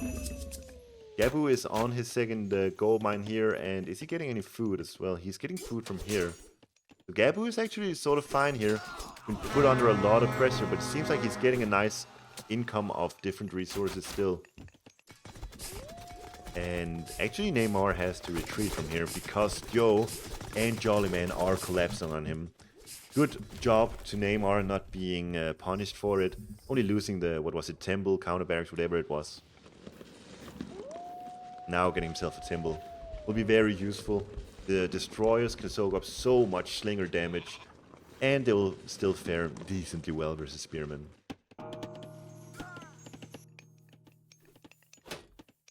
Here's Joe with some nice spearmen raiding. Unfortunately not seeing the citizens. It's actually Neymar reacting first. This is a bit of a risky farming operation that Neymar has got himself here. Usually you'd want to place him next to a TC, but I guess everything's so cluttered. In hindsight, should have been placed here. Because now this spearman raid is going to get a lot of value. And dude, Neymar's just alt-clicking his vills over to the spearmen. Over here, still Jollyman and Joe collapsing onto Neymar. And you gotta ask yourself, what is Snow accomplishing? Meanwhile, it looks like he's just raiding while Gabu is setting himself up, setting his defenses up and slowly getting to the late game, I suppose. Such a good raid here from Joe, forcing all this idle time, killing plenty of citizens in the process. And even here, Neymar is losing citizens, so if we look at Neymar, he has an 86 civilian population though. The issue is he's got such a slow army. Mamillos, Caravels, Satyrs, these are very, very slow units. So he has to react to these raids here. His farming operation is so exposed, but he cannot use it while these units are here. And really good job from Jollyman, actually realizing I can take down these farms. A lot of pressure on Gabu now, given the fact that Jollyman and Joe are playing so well together. Now is when Gabu kind of has to do something. He's been sitting and doing nothing for quite a while, so some pressure on him to, you know, use his resources now. Once again, sick raid. Dude, the spearmen on Neymar are so brutal. Neymar, 78 villager population. He's still standing in there, but that sick economy, that sick economic advantage that he had for himself, slowly starting to dissipate. And instead, I think we may have to look for Gabu to make something really sick happen over here now. He's got trolls, he's got Hersers, plenty of myth units and throwing axemen. Maybe the one issue is he doesn't have that good of a siege army. Only really 2 of these units are particularly great versus myth units, and Implode is cast over here. So that would be Neymar's Implode on top of, I don't even know, maybe a bunch of spearmen stuff. See Jollyman. Oof, what? Jollyman is sitting on 107 population after that. I'm pretty sure a lot of his units got stuck there. He's going, dude, Jollyman is going after Osiris, so yeah, he doesn't have much military, but at the very least he's sitting on what's looking to be soon a decent enough economy, and he's gonna have Osiris as well. Over here, a nice little protective Gaia forest, and Gabu is just putting on the pressure now. He's got the battle boars against the town center, using their crush damage to slowly wither it down. And now Gabu hitting actually Fimbulwinter this time around, not going for hell. I think that's a really good call. See already here, the Fimbulwinter wolves are getting some value. Where is he? Gabu. He's had a total of 40 plus dogs spawning over here and here. And even, no, not here. Those are other wolves. Either way, I think it looked like that Fimbulwinter was quite good. Like when you're sieging a town already, and then you can add in Fimbulwinter to make that siege even more effective, I think it's usually a good idea. Zoekt is doing a tremendous job with the, what are they called, Symphalian birds. These Symphalian birds have triple multiplier versus myth units, so very, very good at taking down battle boars, trolls, the Fenris Wolf, as we saw. Look at this. All the Loki Mithrons are just dying to the Stimphalian birds. And even the Throwing X-Men. So Gabu... Dude, Gabu has 35 villagers. He's being raided well, not even really hard, but just somewhat by Joe. And Gabu is falling behind here. Finally fighting back. But dude, 35 villagers, 34 villagers for Gabu. It's not great. This defense from Zoekt has been really, really good. With his 4 Stimphalian birds now, looking like the Gabu army really don't have what it takes to take it down. I think Gabu will be sad that he doesn't have fire giants right now to take down these birds. Either way, Neymar adding in siege weapons to his army certainly will be needed, because I don't think Snow and Gabu are looking that hot anymore. So a lot of pressure on Neymar. Dude, look at the score. Neymar so well ahead in front. Just have to take advantage of it now. And the way you do that is by adding in more siege weapons, Neymar. The full population, but you don't have siege. Not a good spot to be in. So instead of getting all of this production, I want him to prioritize palaces and really get a lot of these fire siphons out. He's got such a big advantage in terms of military. Now he just needs to utilize it by getting a bunch of siege weapons out. But yeah, it's like I said, dude, Gabu's economy is in shambles and he cannot keep up anymore versus Zoekt and the Joe Ra army. Neymar really got to get something done here. Really got to get something done. Engage a fight so you can populate yourself with more siege weapons. Start to do something more on the map than what he is right now. Herr Joe's.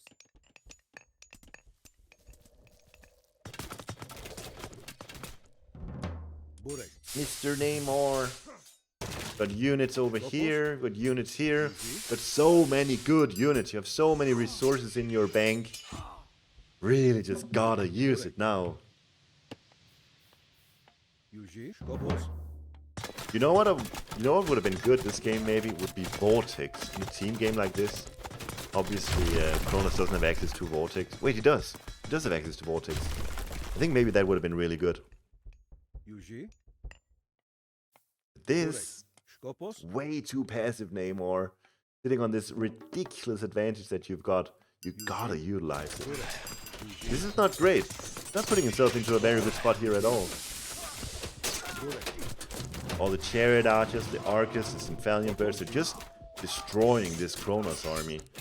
I think what he needs to do is set up palaces, set up siege, and just spam units on top of Jollyman here.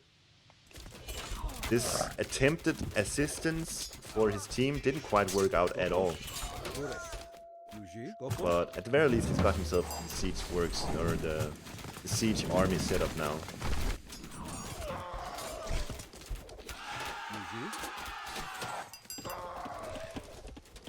He's Zoekt.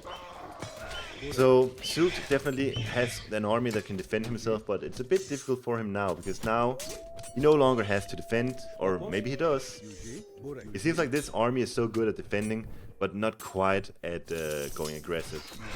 0 sieging potential, and it's rather slow and vulnerable, so...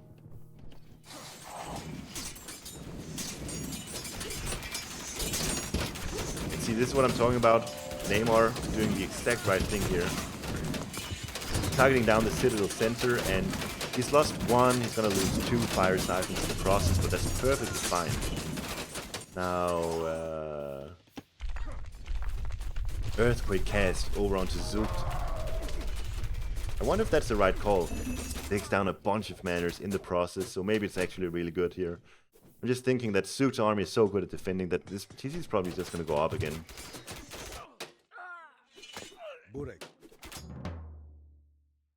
You know what would be nice here from Neymar? Start making military production over here. There's a gold mining operation, there's Hunt, and inevitably there's going to be a trade route too. It's really nice, like even just now could deal so much damage. Son of Osiris. Once again, it's the Ra boys working really well together. The Ra boys doing it. But Neymar has got such a nice composition here. Murmillos, Arcus, Antarius, all the units from the military barracks, they're here. But he's against 2 Ra armies. He cannot take this fight. The Son of Osiris, there's 2 Momidish here. This is so well played by DoD. Zoekt is doing a tremendous job defending himself against 2 players. Meanwhile, Neymar, even though he's got such a nice advantage, he's slowly starting to lose here, I believe. Surely he is. Surely he cannot fight against 2 Ra players simultaneously. It's looking like Jollyman is the one who's pulling ahead here. Jollyman did lose his Citadel, which obviously sucks. But at the same time, he's now taking this town center. Got the mummies, he's got the Son of Osiris, catapults, bit of a death ball going on here. Such a close game here. Such a close game, and really, the DoD boys are utilizing the exact strength of Gaia that they had to do. And this big tornado coming in for Joe here. Neymar is struggling now. Dude, Neymar was so far ahead this game, so far ahead. But now, being 1v2 for so long versus Son of Osiris versus Tornado, he's sitting on 170 population. He's going to be struggling to even get a full pop again. And even over here, dude, even though Snow and Gabu are 2v1 versus the Gaia player, they're not making it work at all.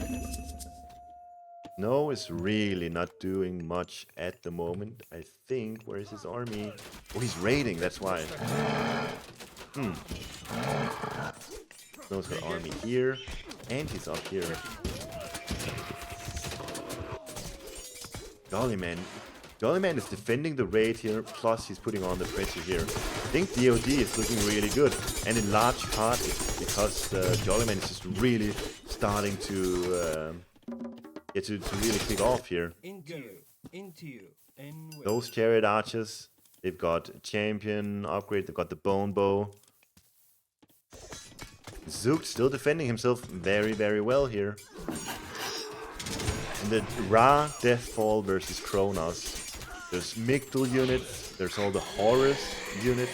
It's like a double, the best of both worlds when you're playing Ra. There's the Migdal package and there's the Barracks package. It's just impossible to deal. Impossible for Neymar to deal with this. Zoekt really don't have much to his name anymore. Zoekt does not have much. He doesn't have a town center, but he's got 32 civilian population. And he's done such a tremendous job defending himself 1v2. And now I think the Ra balls are just rolling. And Gabu is never... Oh, he's got 88 civilian population. Maybe Gabu is actually not that weak here. The issue is the Ra balls is rolling. Look at Neymar. 155 population. Most of that is just in civilian units.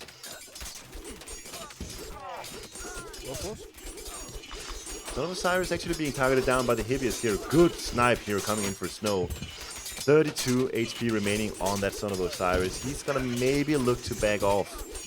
One thing you can definitely do when you got a low HP Son of Osiris is just say, alright, I'm gonna send it up here, use it for trading duty, and then that leaves you with 3 pharaohs in total. The Son of Osiris plus the 2 additional ordinary pharaohs that you've got. Joe got himself a very cute army. 55 X-Men, 21 Spearmen. That's Joe's army right here. And obviously, look at these X-Men, they've got this upgrade, X of Vengeance, so they deal 2 multiplier versus buildings, and on top of that they've got the Creative to 50 upgrade, and they have the champion upgrades. Need a bunch of armory upgrades, but after that, he'll be right back. He'll be very strong. Zoekt has got himself his town center again, and with the help of Jollyman's chariot archers now, he'll certainly be able to defend it and maybe start going aggressive on Gabu here as well. Joe going to town, literally going to town with these X-Men. They're so good at what they're doing right here. They take down the Norse army, the Norse infantry-based army, and he takes down the town center too. Only issue is the Mythians, but even those have to retreat from the menacing X-Men army here. So good. Joe just loves what he's doing here. He feels like he's in such a great spot here. With this unit composition, you don't even have to invest into siege weapons, because the X-Men will do the job for you. You need to. Once again, he's sending his X-Men against the town center, and Gabu is just slowly losing everything that he's been building all this time. And DoD seems to be making a really sick comeback here actually, in large part due to how well Zoekt defended himself for so long, with his Symphalian birds, with the Caladria, really doing a tremendous job, and then obviously Jollyman levying a fantastic comeback against Neymar.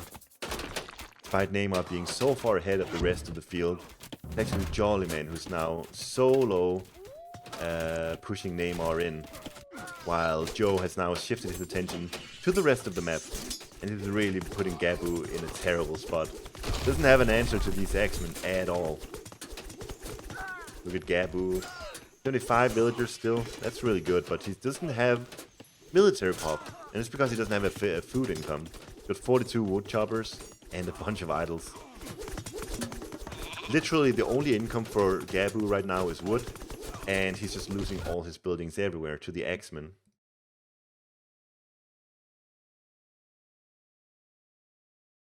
Yo, what happened to my sound? Ah, it's back.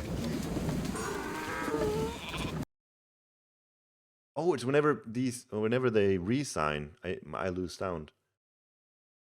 DoD takes it. What a great game. What a great game 4 here. So it actually ends up 2 versus 2 in the end. GG. GG's, fellas. Really sick games here. And yeah, this last one here, really beautiful. And what I really liked about these games is that you can clearly see that these weren't just solo queue games. These weren't just random people queuing up with each other. These they had a lot of really good communication here. It's not a best of 5, so it's a bit different because there was a B team played earlier today, which DoD won 4-0, and then the A team here playing 2 versus 2. So all in all, it's going to be 6 for DoD and 2 for Fénix.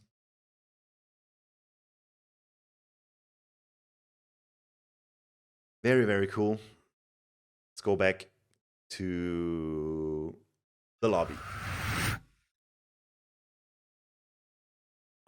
We got a recreation of the vanilla waiting screen here. What if it ended 4-4? That's what I asked. The answer I got was they didn't consider that. So good thing it didn't.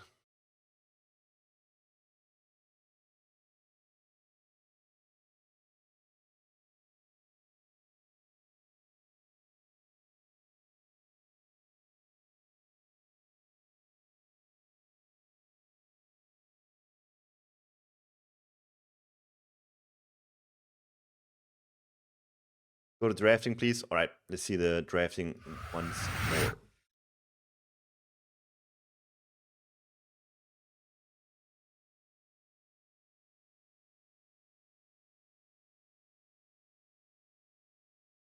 All right, so that concludes it 2-2. And we have all the winners of the different maps here. So really well played to both of these. I enjoyed this a lot. This is really cool. Dude, 3v3 when you have coordinated teams is really cool to see, actually. Scene looks good. Hey, thank you, Luki. Thank you. Such a cool transition, right? Isn't it amazing?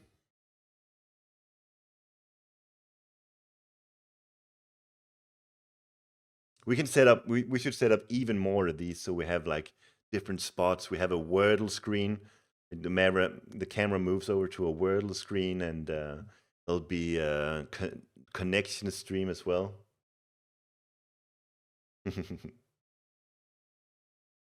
So that's Wolf Studios. There's a link below if anyone is interested in getting your stream updated or even just starting a stream, you can contact us through the links there. We have a Discord that you can contact us through. You want to set up a tournament, anything streaming related, graphics, we got it. Big shout out to Wolf Studios, of which I am part of myself. Also Urash and A Proper Gentleman.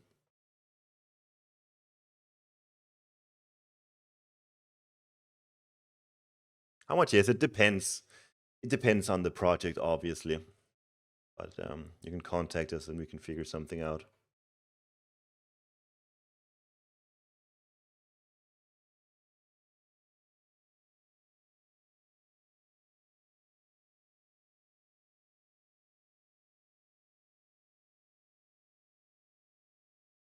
All right, so I think I am done for now.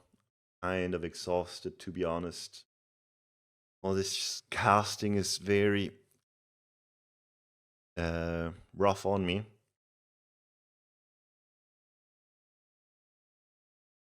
It was an own game. Should I play one game? I'll do it without commentary. Queue up for one Odin game, and then I'm going to raid DoD. Actually, I'm already streaming to DoD. Click Discord. What does it say, Urash? All right, I'll stop streaming to DoD now, and then you guys can do it instead.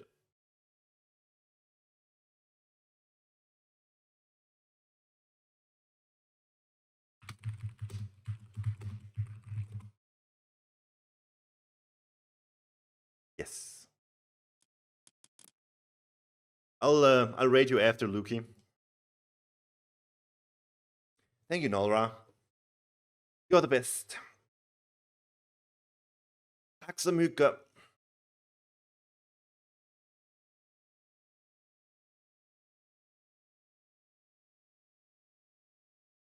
Tack så mycket. Fan.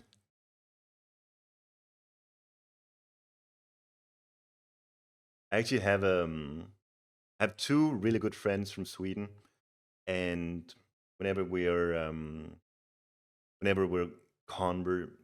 in conversation, we always speak Danish and Swedish. So my Swedish is all right, actually. Plus, I travel to Sweden quite a lot. Usually, at least once a year, I go to Sweden. Very, very nice country. Hey, we'll play Jollyman. That last game was really sick. I thought Neymar was gonna mow over you, but you hung in there with your other Ra friend.